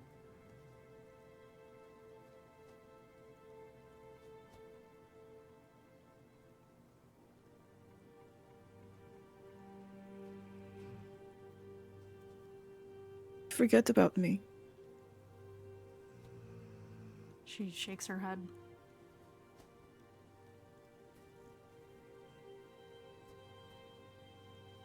think at this point, a tear finally makes it out.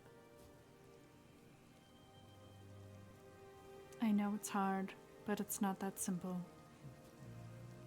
Nothing ever is.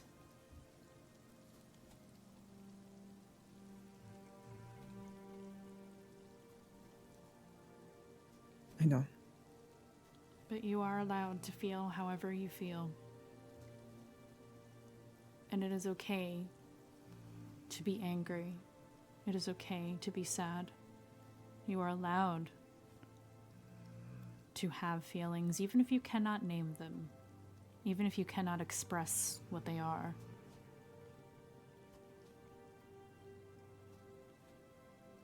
Pushing it down or holding yourself back will stop you from growing.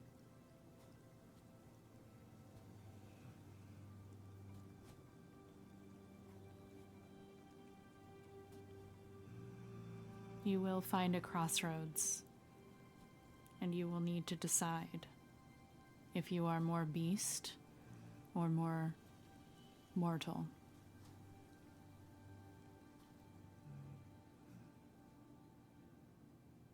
What does that... What do you mean by that? She smiles. You will find out. There's like a playful frustration with that. Remember what I said about knowing. I know.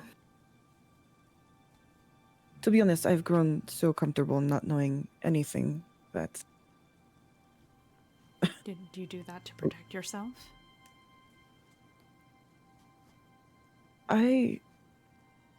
It's not like I don't ask questions. I asked questions for so long. No one could give me the answer, so why bother?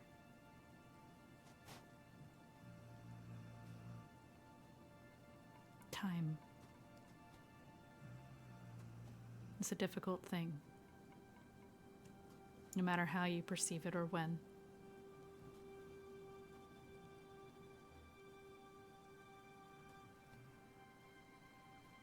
When so much time passes with no results, it is hard to hold hope. Remember that.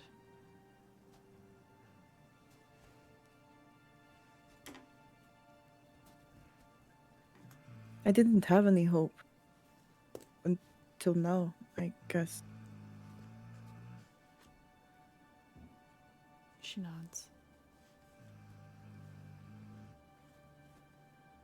It's not an unreasonable thing to feel.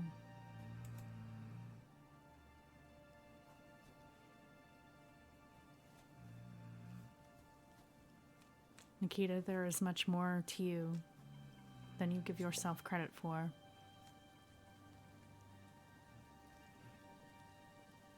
I appreciate that. She smiles. You will find your I way. feel like... Okay. All of you will. It's the ending I don't know about. Not anymore.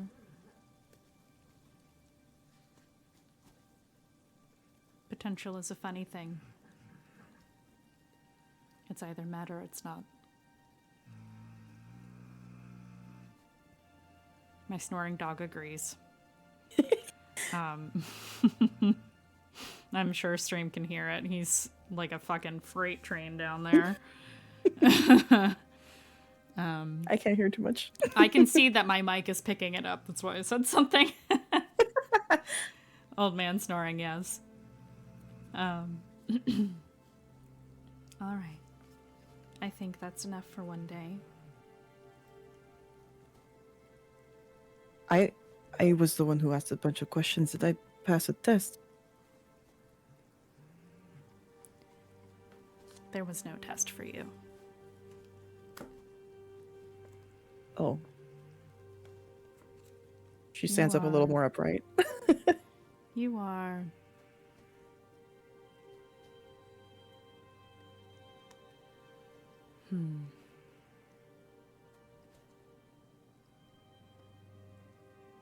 Saying what I am thinking perhaps is giving away too much. But you hold the heart of nature. That alone makes you worthy.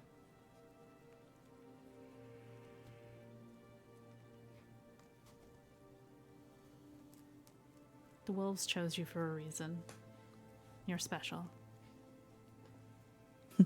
It's not just because I was a little pathetic child. I'm sure that was part of the reason, but it goes beyond that.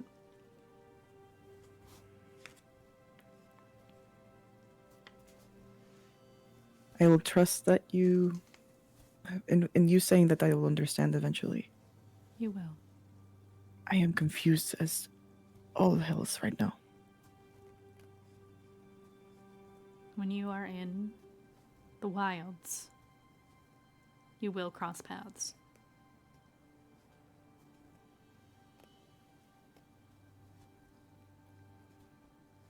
You will remember as much as you can. I'll remember this. You will. And you'll see the shimmer. She sets you down. She's gonna wipe her cheek and her face before turning back to the group. She gives you a second to do that before Thank she God. fully sets you down so that you can't be seen for a moment. Sick. And then she will set you down.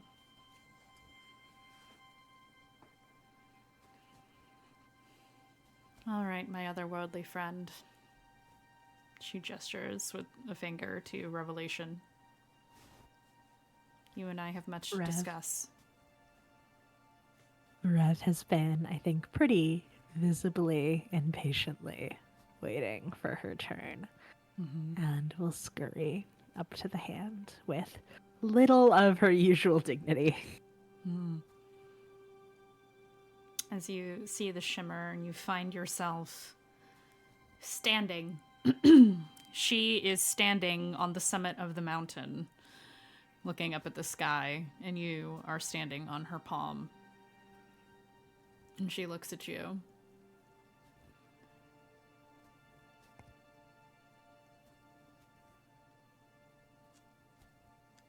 You have a choice to make. So I keep hearing. Do you know what those choices mean?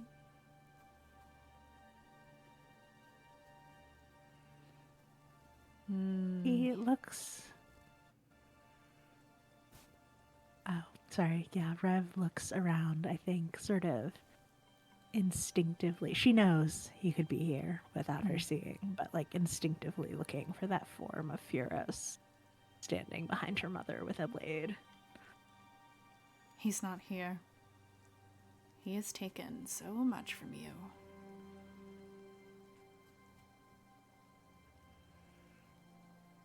He gave me purpose, too. He gave Set you me lies. off on my way. He gave you lies. It's all he ever gives.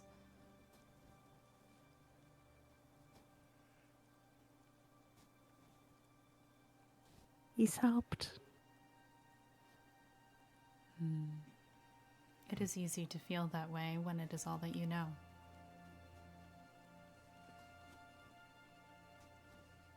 Tell me true. What has he done for you?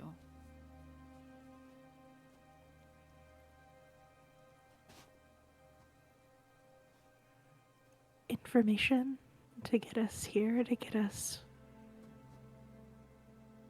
around on our quest. Information that you couldn't find on your own? I hadn't found it.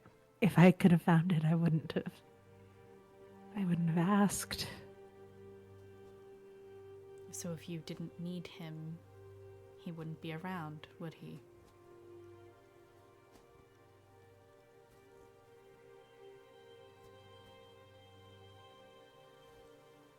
suppose. I ask you again. What has he given you that nobody else could?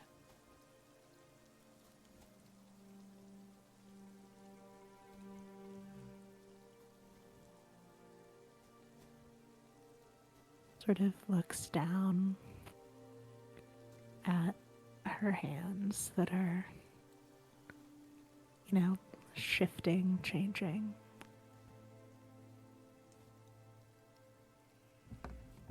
Purpose. Meaning something to strive for. Oh, my dear.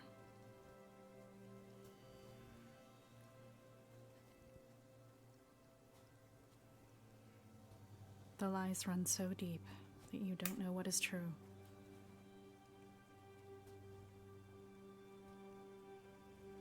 And you are going to see a vision of your mother holding a baby, you. And you'll see a shadowy figure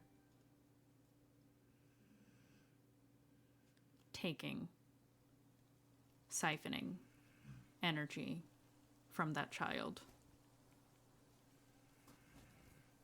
From you. Your mother, totally unaware. It's very clear in this vision that she does not see what is happening. This is why you do not know yourself.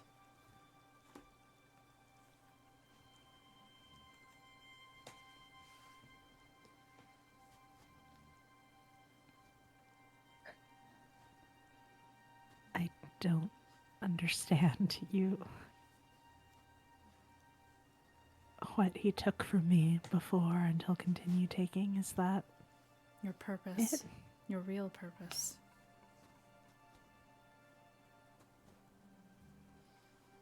He stole it from you so that he could make you feel chosen by him.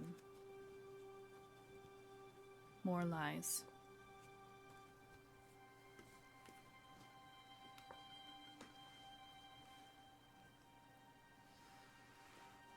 There's only so much I can tell you about your fate, because you are not of us. You are not of Edem. You are not of Terra.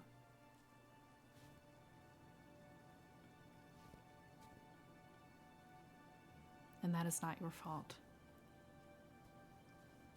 It does not make you evil. It does not make you bad. But he, and she gestures to the vision of the shadowy form of Furos, siphoning your life force. Quite literally, your life. He makes you bad. He makes you bitter and petty and cruel. He pushes you to use others. He pushes you to lie.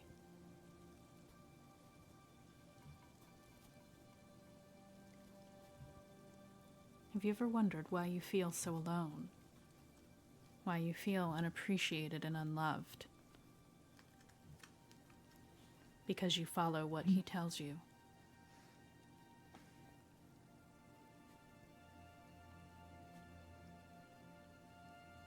It's because I follow what he tells me that I have anything. Oh, my dear. I know I cannot make you see.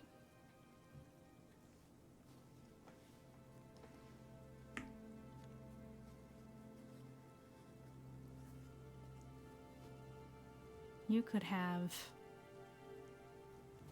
so much more if you weren't under his thumb. Furos is a stain on this world.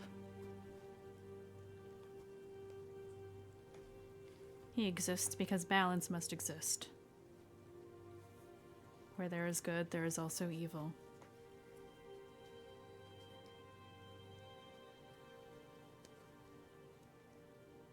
You have no reason to trust me. You have no reason to believe anything I show you. But has it never felt in the pit of your heart that something is not right?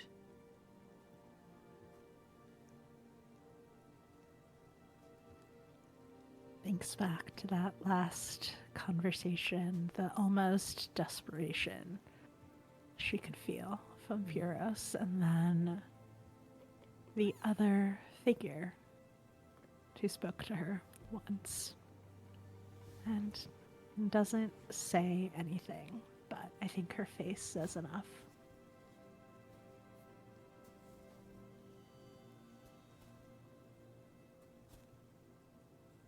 I will not tell you what to choose.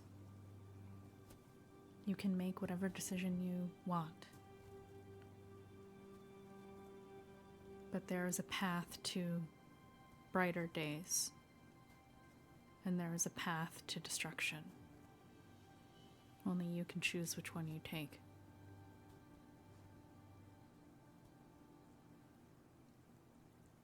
I will not keep you from the summit, because it can happen nowhere else.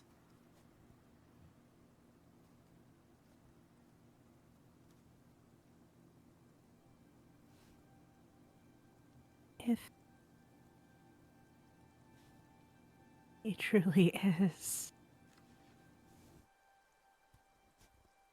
Oh, and using me and needs me more than I need him, if he's been shaping a path to destruction for me, why has no one tried to interfere until this point? The gods cannot interfere, and your fate is unknowable to mortals. I am in between, so I can say what they cannot. The one I saw, the one who said that I'm from them. That wasn't until we got to Elysia. I've had 26 years without any other path. Why? She nods. I know.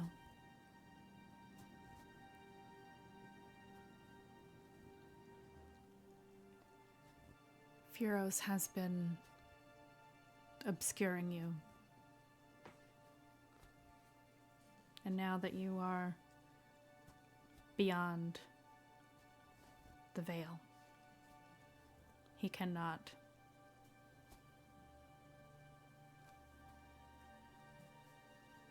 She pulls up the vision of your dream with the many tendrilled, shadowy figure. Your self-proclaimed creator.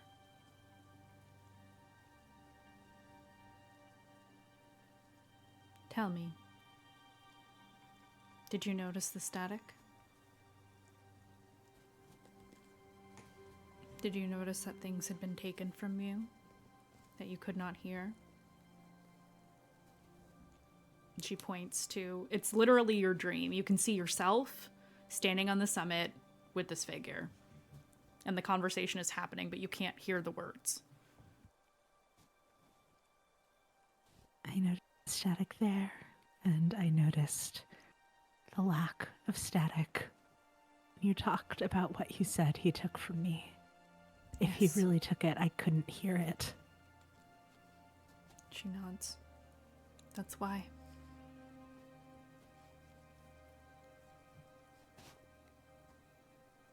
I can do one thing for you. I can give you this, and she points to the vision.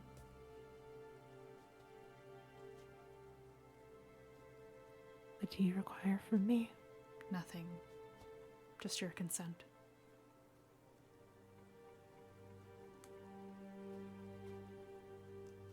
She doesn't believe that, but wants to see it so desperately. So, Rev agrees.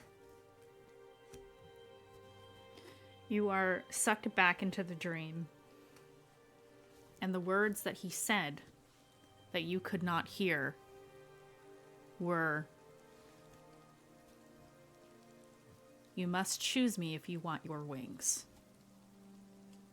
You must choose me if you wish to find the rest of us."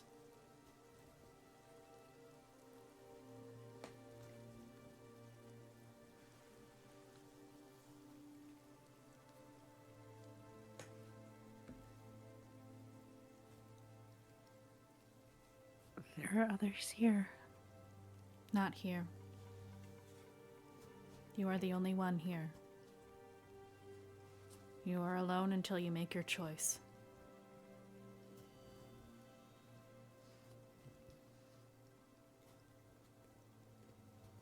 Your kind.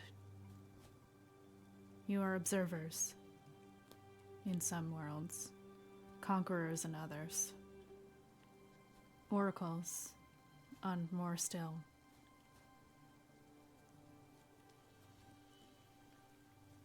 But you decide. He does not decide. She points to the tendrilled figure.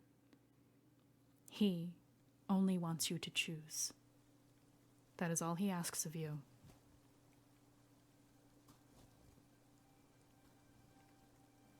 Step into your power and make your choices wherever they lead you.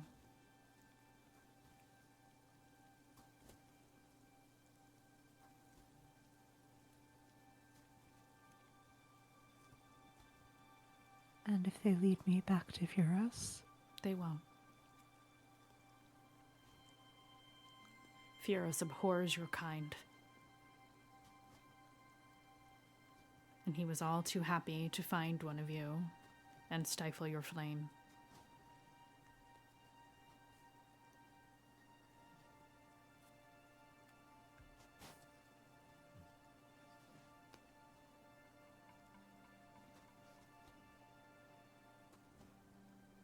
If I turn against him, my mother,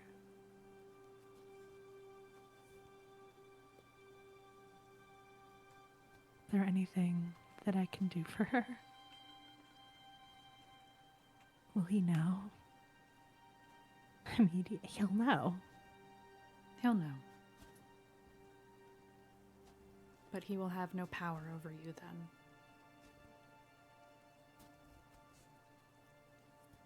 Have power over her. If you want her safe, you can make it so.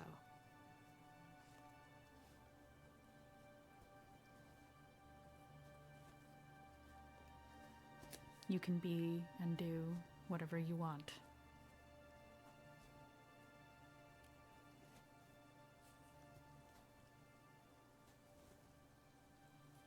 I'll promise.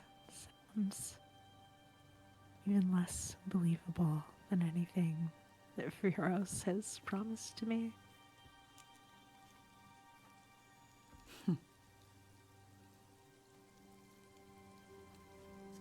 Like I said, I can't make you believe me.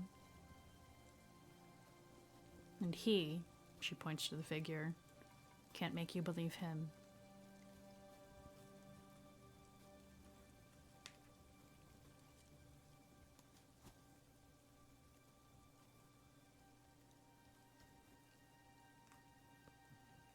So it's just faith and choice. She nods.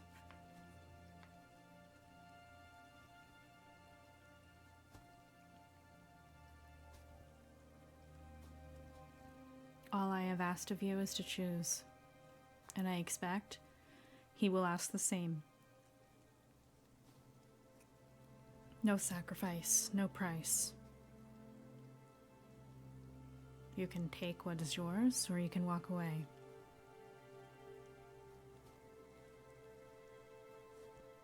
But the summit, it is the only place, it is the only time that you will be able to make this choice. And if you walk away, never again.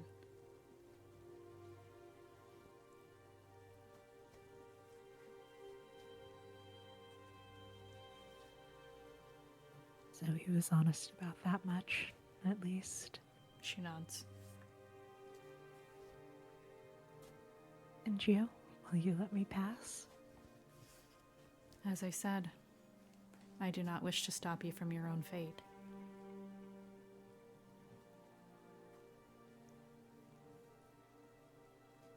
She Who smiles. did you wish to stop? Then who did you wish to stop with this test? She smiles. It wasn't really a test. But if you choose destruction, her expression gets a little harder. You and I will be enemies.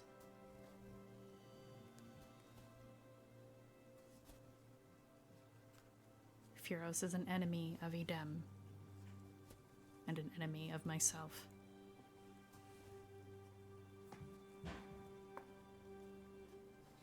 Even an enemy to his own brother.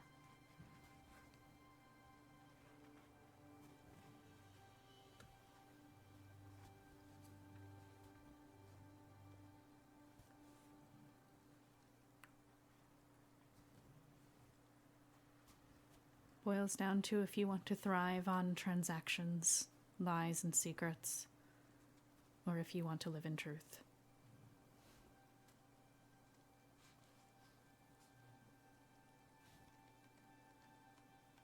One might argue there is no wrong answer, but only you can decide that. Right.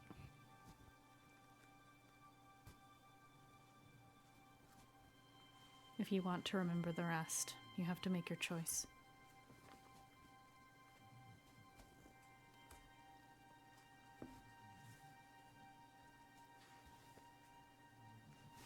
And I will.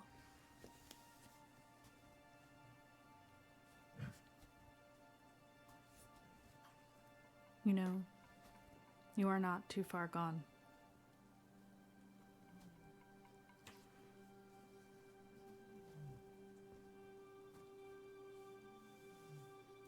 Don't know that there are many who would agree with you. I don't think there are many who understand the scale at which your suffering has been conducted.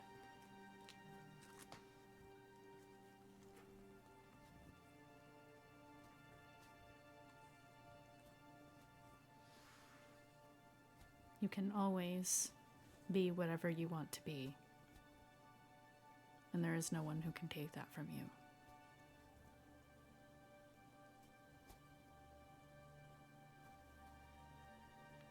Before I let you go,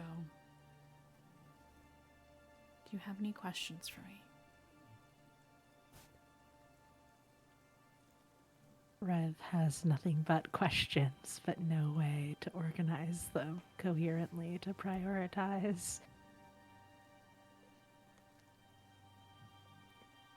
I think I've heard enough.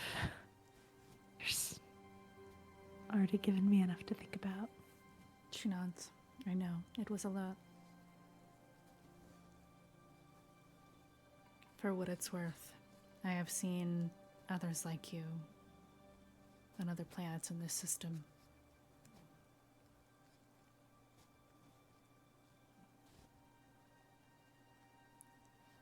And your kind are resplendent.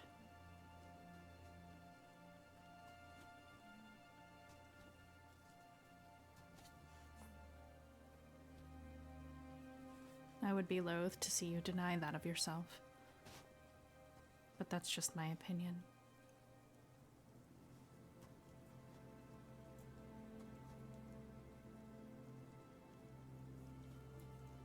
But I go to them after, if I choose. Yes.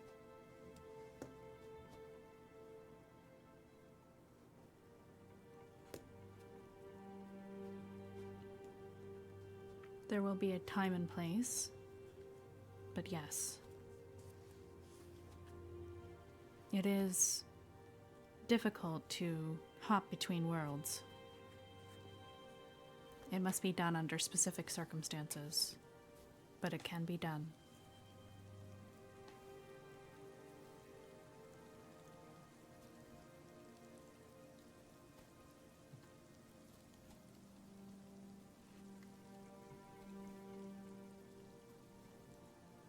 Rev just sort of nods, processing everything. Mm.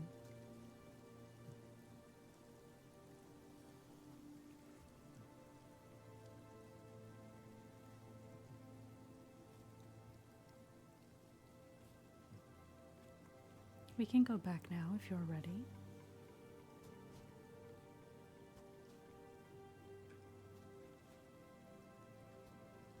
Sort of gets herself more in order for a second, a little more composed. Yes, I'm ready. Thank you. Of course. She will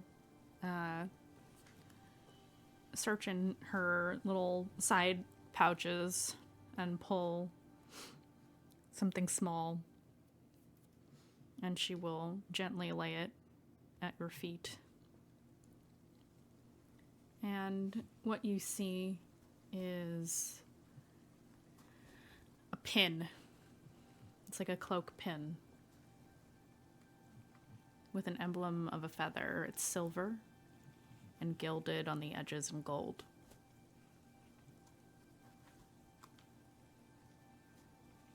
It has a faint aura of magic coming off of it. For you.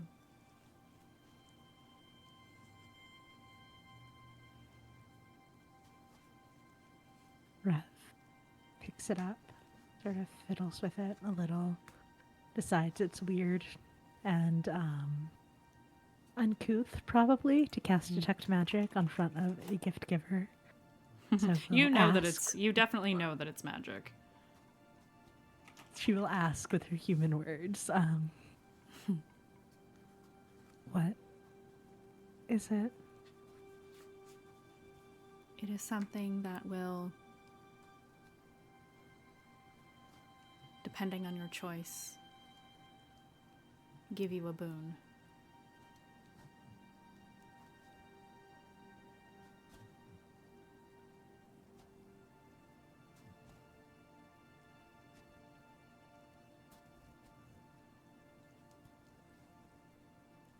And in this moment, it's almost as if you've been observing this vision of the summit of Mount Ceres and the figure from your dreams, the being who claimed to be your creator, the conversation. You didn't feel any of the weather until just now. You can feel it. The breeze. The feeling of breathing in thin air when you're in high elevation. You can feel it suddenly as you hold this trinket in your hands, shining, gleaming in the light, reflecting the starlight and the aurora borealis above.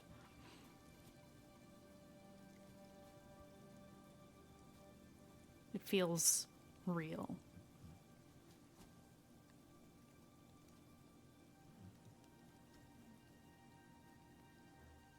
I think it's time to go back now. Rev will take a deep breath, sort of being in this place, in this moment for the first time. Not the last, hopefully, if everything goes well. And after giving herself that, will agree.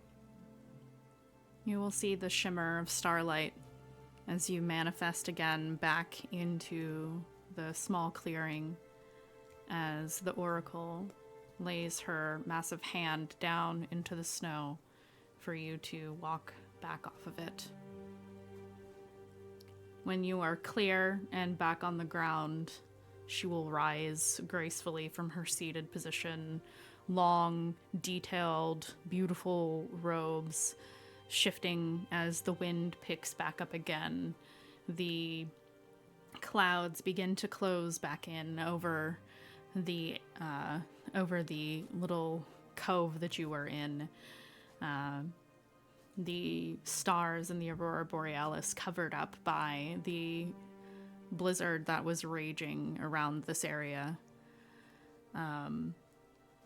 And she will pause for a moment and look to Kazuhiko, and she will turn around again to kneel and hold her palm out to him. And she says, "You do not need to be tested. But if you wish, we can discuss before I depart." And he will look up at her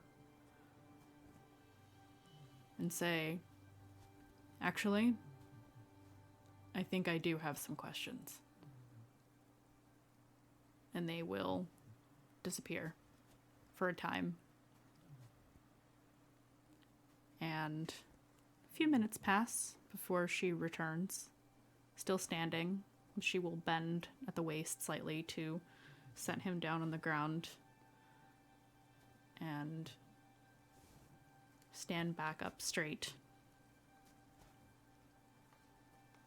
And look at you all one last time before taking the veil and pulling it back down to cover her face. And she says, "I wish you all a safe journey ahead, for all our sakes." And she will very simply step back up into the sky.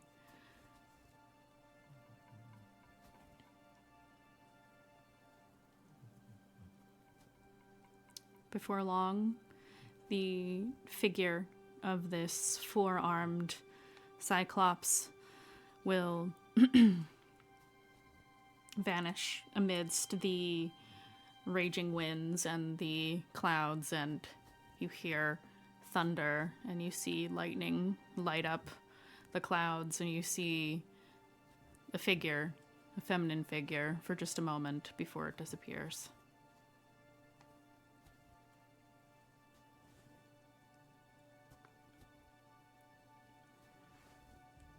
Wow.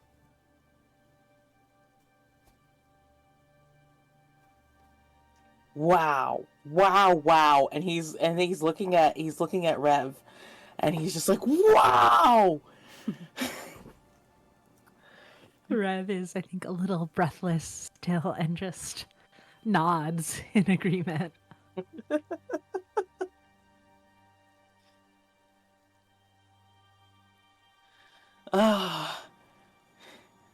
It's a little, I was saving this for after the summit because we were trying to focus on living in the cold. I'm becoming sentient undead. Huh? What? Congrats. I accepted a power deal with Belden, and that He killed you?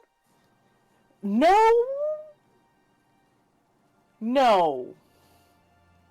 Mm, The deal that I made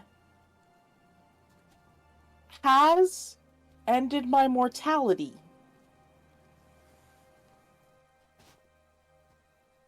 I think.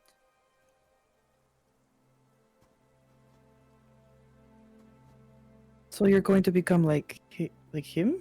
Is that the right? Yeah, a revenant.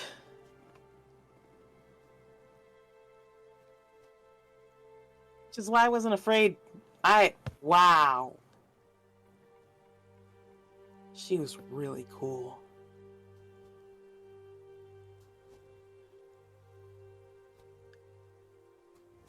That's why you don't belong to Nistos anymore. You're probably near us. It's exactly what Valdin said. Will you have to go to them in Southmore? Nope.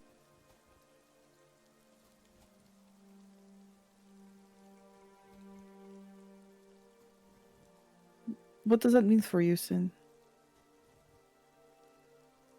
I'm gonna technically be dead. Undead. When? I mean, it's kind of starting already. What do you mean it's starting already? And I think Rev reaches out to touch, like, your chest, feel for a heartbeat. Sin, are you dying? There's a heartbeat. It's slow.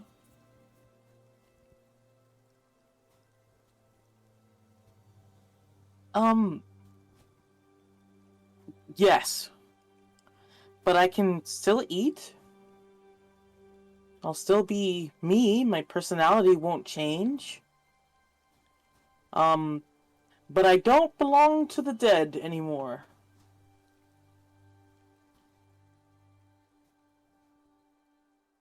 And I'll have...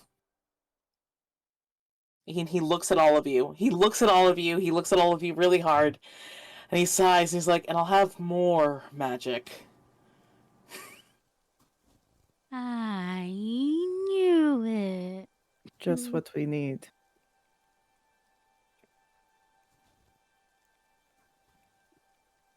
So you let him kill you for magic. So I didn't know that I would become a sentient undead. So he took advantage of you. He did not take advantage. No. I don't think it's like that. Right? I want to be strong enough to stand with all of you. And he looks at Rev like dead in the face when he says that. He's talking about all of everybody, but he looks at Rev dead in the face. And he's just like, you have all stood with me. I want to be strong enough to stand with you and save the world. So I asked for power.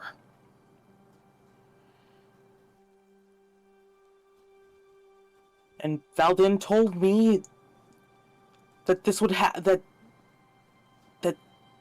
told me what it meant to become a sentient undead. I'm gonna live for a long time now. My body is going to change. I've already changed my body many times.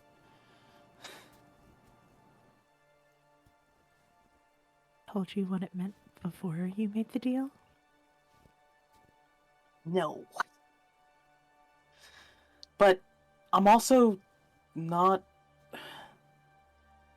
I think of everything that Valdin could have asked me to do.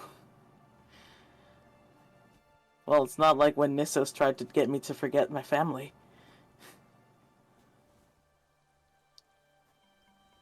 Nissos tried to what? I didn't talk about that. Back in the swamp. When This is we what were... I was fucking talking about. Listen, I thought I for sure, but then again, we were very upset at each other at that point. There was a lot of things happening back then. I thought for sure that I mentioned it. We were running from the Banshee, and I was praying to whatever god would listen to me. And Nissos listened. That's the wrong Above god. table? Furos. Yeah, Furos. that's Furos. Furos. I'm so sorry. Furos. Listen, too many oses. I'm so sorry. They are brothers. They are brothers, yeah, that's the point. That's true. Yeah. And Furos listened to me and was like, give up your memory of the children and I will save you from the banshees. And I said no, because it seemed very creepy and kind of mean. And I didn't like it. I didn't trust him. And so I threw away his holy symbol in the swamp that I made ages ago. Ooh. He hasn't struck me down, though. So I call that a win.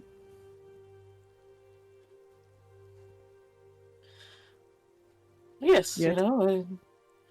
Yet. but also now he can't. Right? Or will he just become a Not in revenant a faster? dead way? I don't know. If you die, I mean, you Who can first, kill can sentient you? undead. oh. I guess that's true.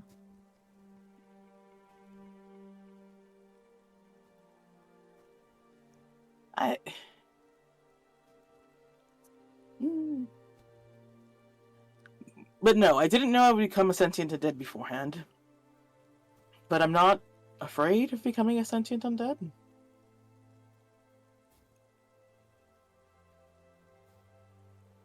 Though I realize I never really asked if any of you would be upset about that. Mostly because I thought this conversation would happen in a warmer place. But then I sprouted things out in the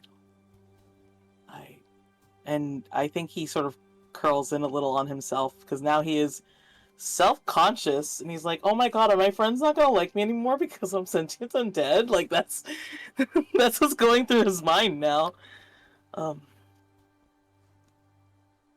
Sorry. No. Rev will... Oh, sorry. Rev will move her hand from your chest, up your shoulder, down your arm, clasp it between both of hers. I'm only concerned about the deal you made without knowing. Yeah, it wasn't my brightest plan, and the Oracle did warn me that I am very trusting. And she told me to worry about if people have earned that trust. But I... Who did that? Mm. Was not me this time. I would have apologized if it was. It was not. What the fuck? Who did that? No, I'm just kidding. I just... Oh. I'm dead. Okay, we're good, we're cool. Alright, we're cool.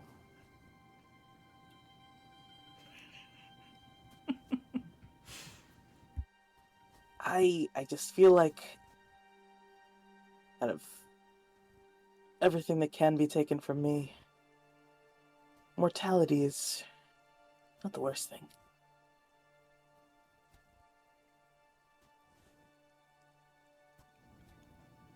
This is the GM speaking, not fur. I was gonna say this is the GM speaking, not Jennifer or anyone else. Shout out Jennifer.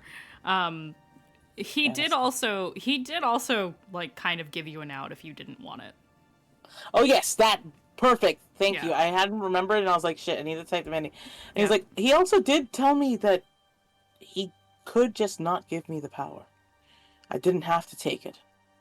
I think that's very important that after he warned me of what would happen, he told me that he could take it away. And I decided that we need something to save the world.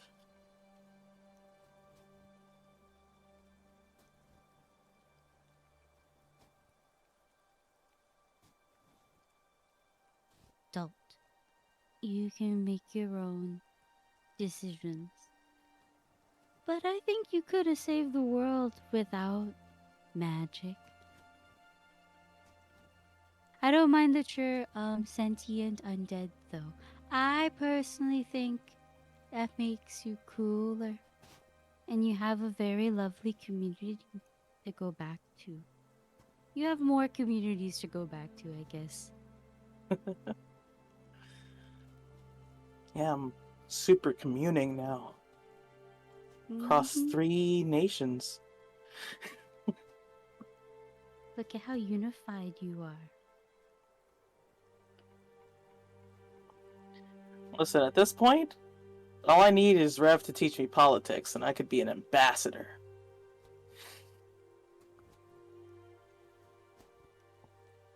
maybe not an ambassador to Southmore. Hadn't they thought they lost that ability?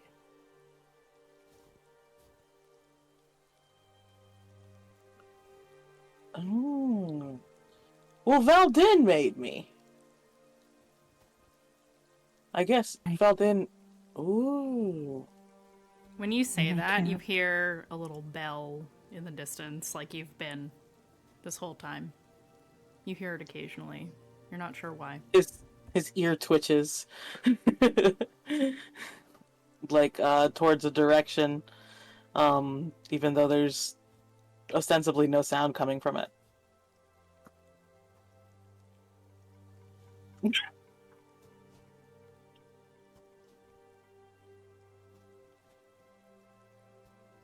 Don't look at Discord chat.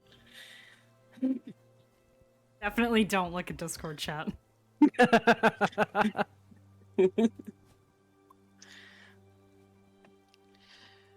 Yeah, that's... Well, that's probably something that he'll have to deal with. You're right. I probably shouldn't be an ambassador to Southmore.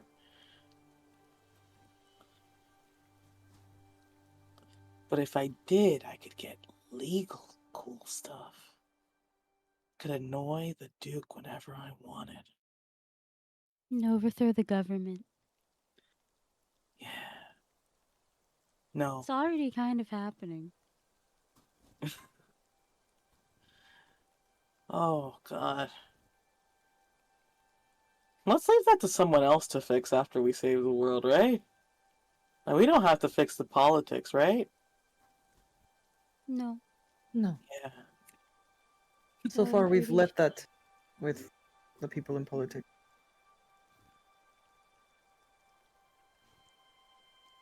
They can handle everything on their own. Mhm. I'm not suited for that shit.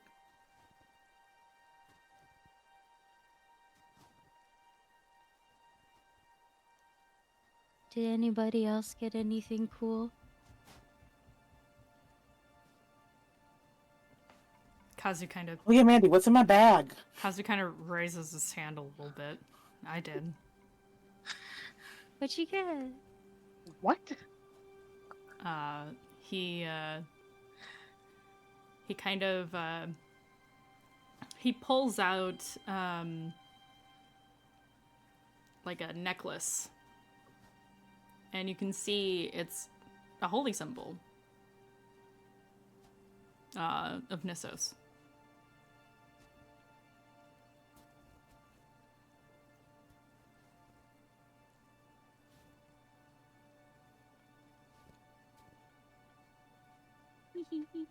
It's more of a gesture, but yeah, and he puts it on.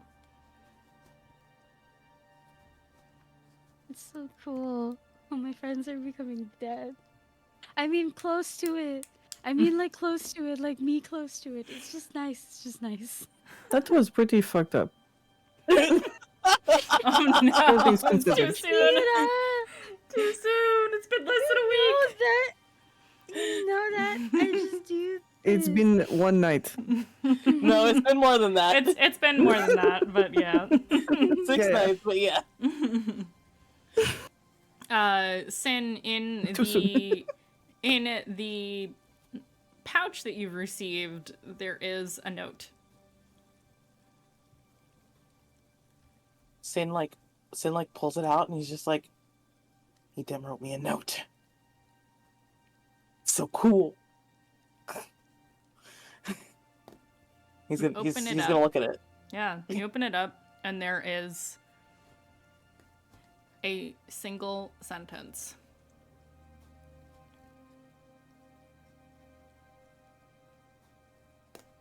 Give time to Aurora.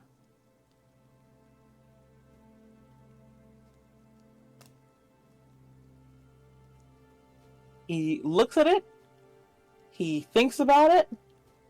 He takes his takes his time symbol off his neck, and he walks over to Aurora, and he's just like, "It damn says to give this to you. I'll teach you how to use it." What? Huh? Who? All of this from your talk with Oracle? Well, apparently I was trustworthy since I got this, so it was mostly just for asking questions. What does it do again? And she Stops looks time. a little bit apprehensive. Yeah. Stops time, fast forwards time. Don't abuse it. Well, what do I use it for? It's the gods. They didn't tell me. Okay. Thanks, I guess. And she'll accept the... Well, like, Edem can hear us all the time, so you can just say thanks, Edem. Thanks, Edem! And he... When you say that, Kazu kind of looks around like, what? It's like, thanks for the, lending of this gift. I'll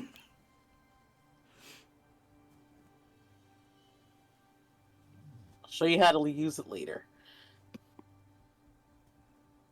Okay. What did she tell the rest of you?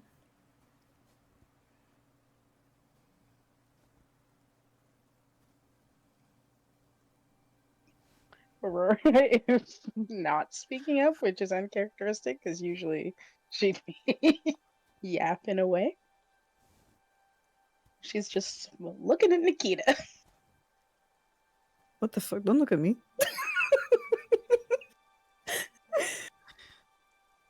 You go first. Well, she just, talked about my powers, about, how I should learn more and do more. A little bit about my family. Then kind of stumbles over her words. And some stuff I don't want to talk about. Not yet.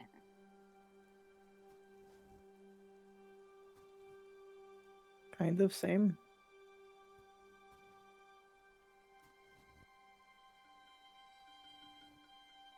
Aurora takes Nikita's hand. She'll accept, she'll squeeze it.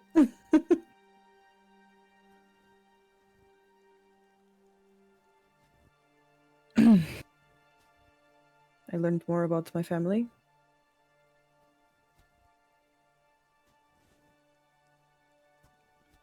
Like your wolf family? No, I know what I know about them. I think that's... No, before the wolves, before Armageddon.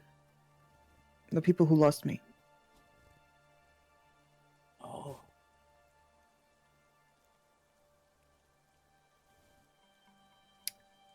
I think the most I can say, without punching a nearby something, that's not one of you, of course, is that they are in pouches.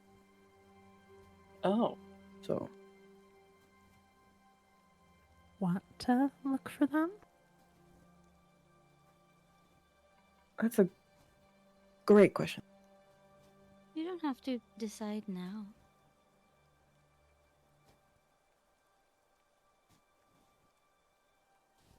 Yeah, you Like don't them. even know if they're like Emma. assholes. We don't even know if we'll make it to the summit, am I right? Weird. Oh no, we will. Rev We will. drag us. By the ear. We're almost there. And Whatever I'll that help. is. And Sin Whatever. does like a flex thing. Revinson will drag us. We'll see when we get there, but one thing at a time.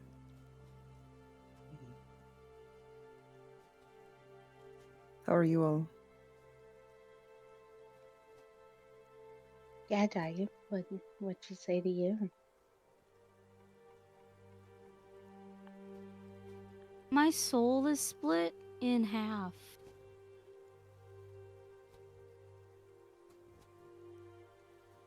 What does that mean for you? sense. Does it?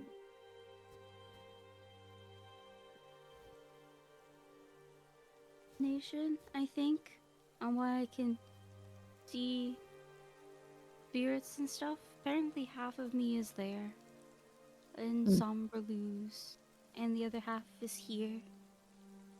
1 foot in, 1 foot out. Oh no, you're pretty here, so maybe it's like one bunny tail in, rest of your body out. The soul. So I like to think that it is like, you know, like split down the middle pretty evenly. And I must walk funny. You know, kind of like this.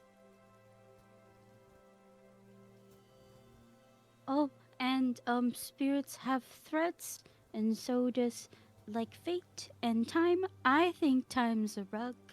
But I saw threads on spirits once too, so maybe I can focus on that. Yes, I think you heard her. She said that I had a lot of threads tied to me. Mm-hmm. Which is Do weird. you mind if I stare at you every now and then? Please.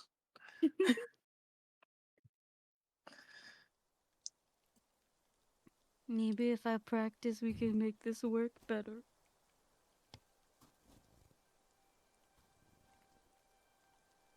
Like, you know, if it's all threads, Mhm. maybe we can weave them together. Hmm.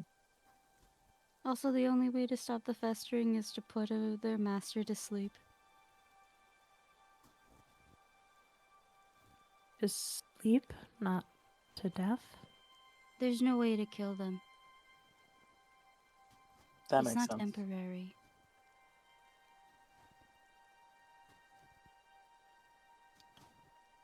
Well, I was trying to see if there was a way to calm them. It's their madness.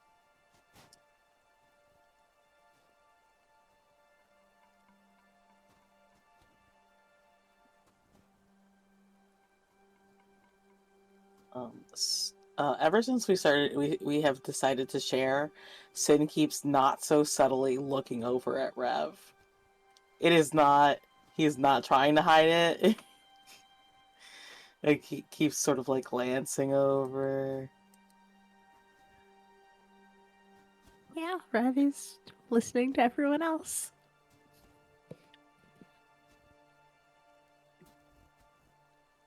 I think at that silence, Nikita's gonna be looking at Rev.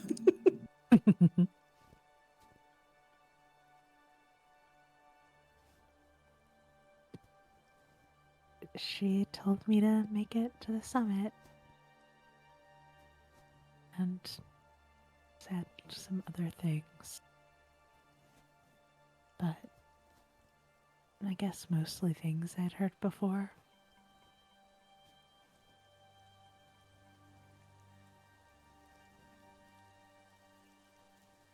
Can I roll insight on how Rev is feeling right now? Or is it obvious? Actually, I think she's trying to hide it a little bit in the wider group. Gotcha. I'm gonna okay.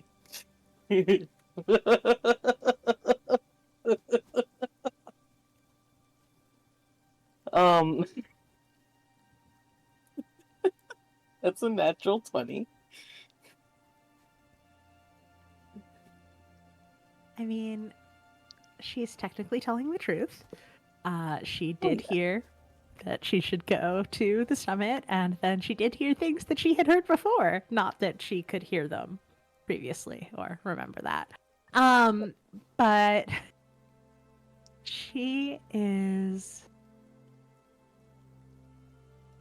very torn, I think, about what she has heard. The closer we've gotten to the summit, the more animated, desperate she has been to want to reach it. And now there's a pause, a bit of uncertainty in whether in what will happen.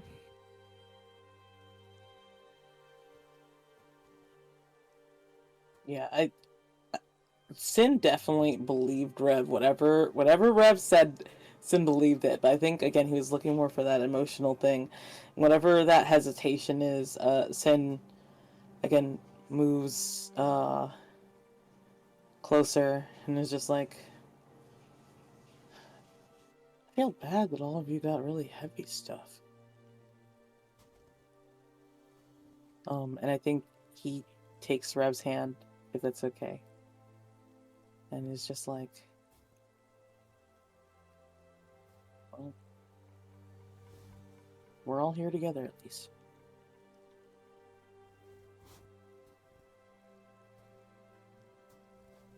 Not further now.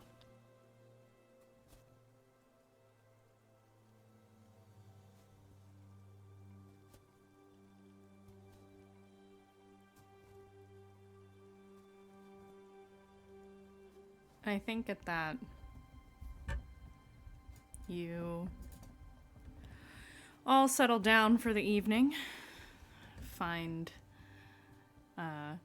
actually, a fun thing.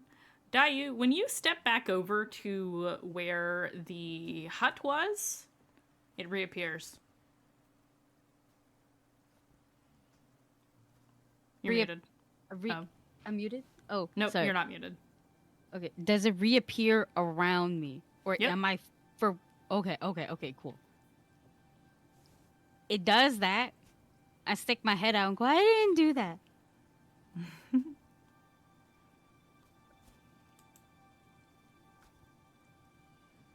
Soup is still hot, guys. This is so cool. Oracle is so cool! So I think you all have a little meal, chat as much or as little about your experience as you want, and you rest. The next few days pass by relatively uneventfully, and by the end of this week, you can see, though it is still slightly out of reach, you can see the summit.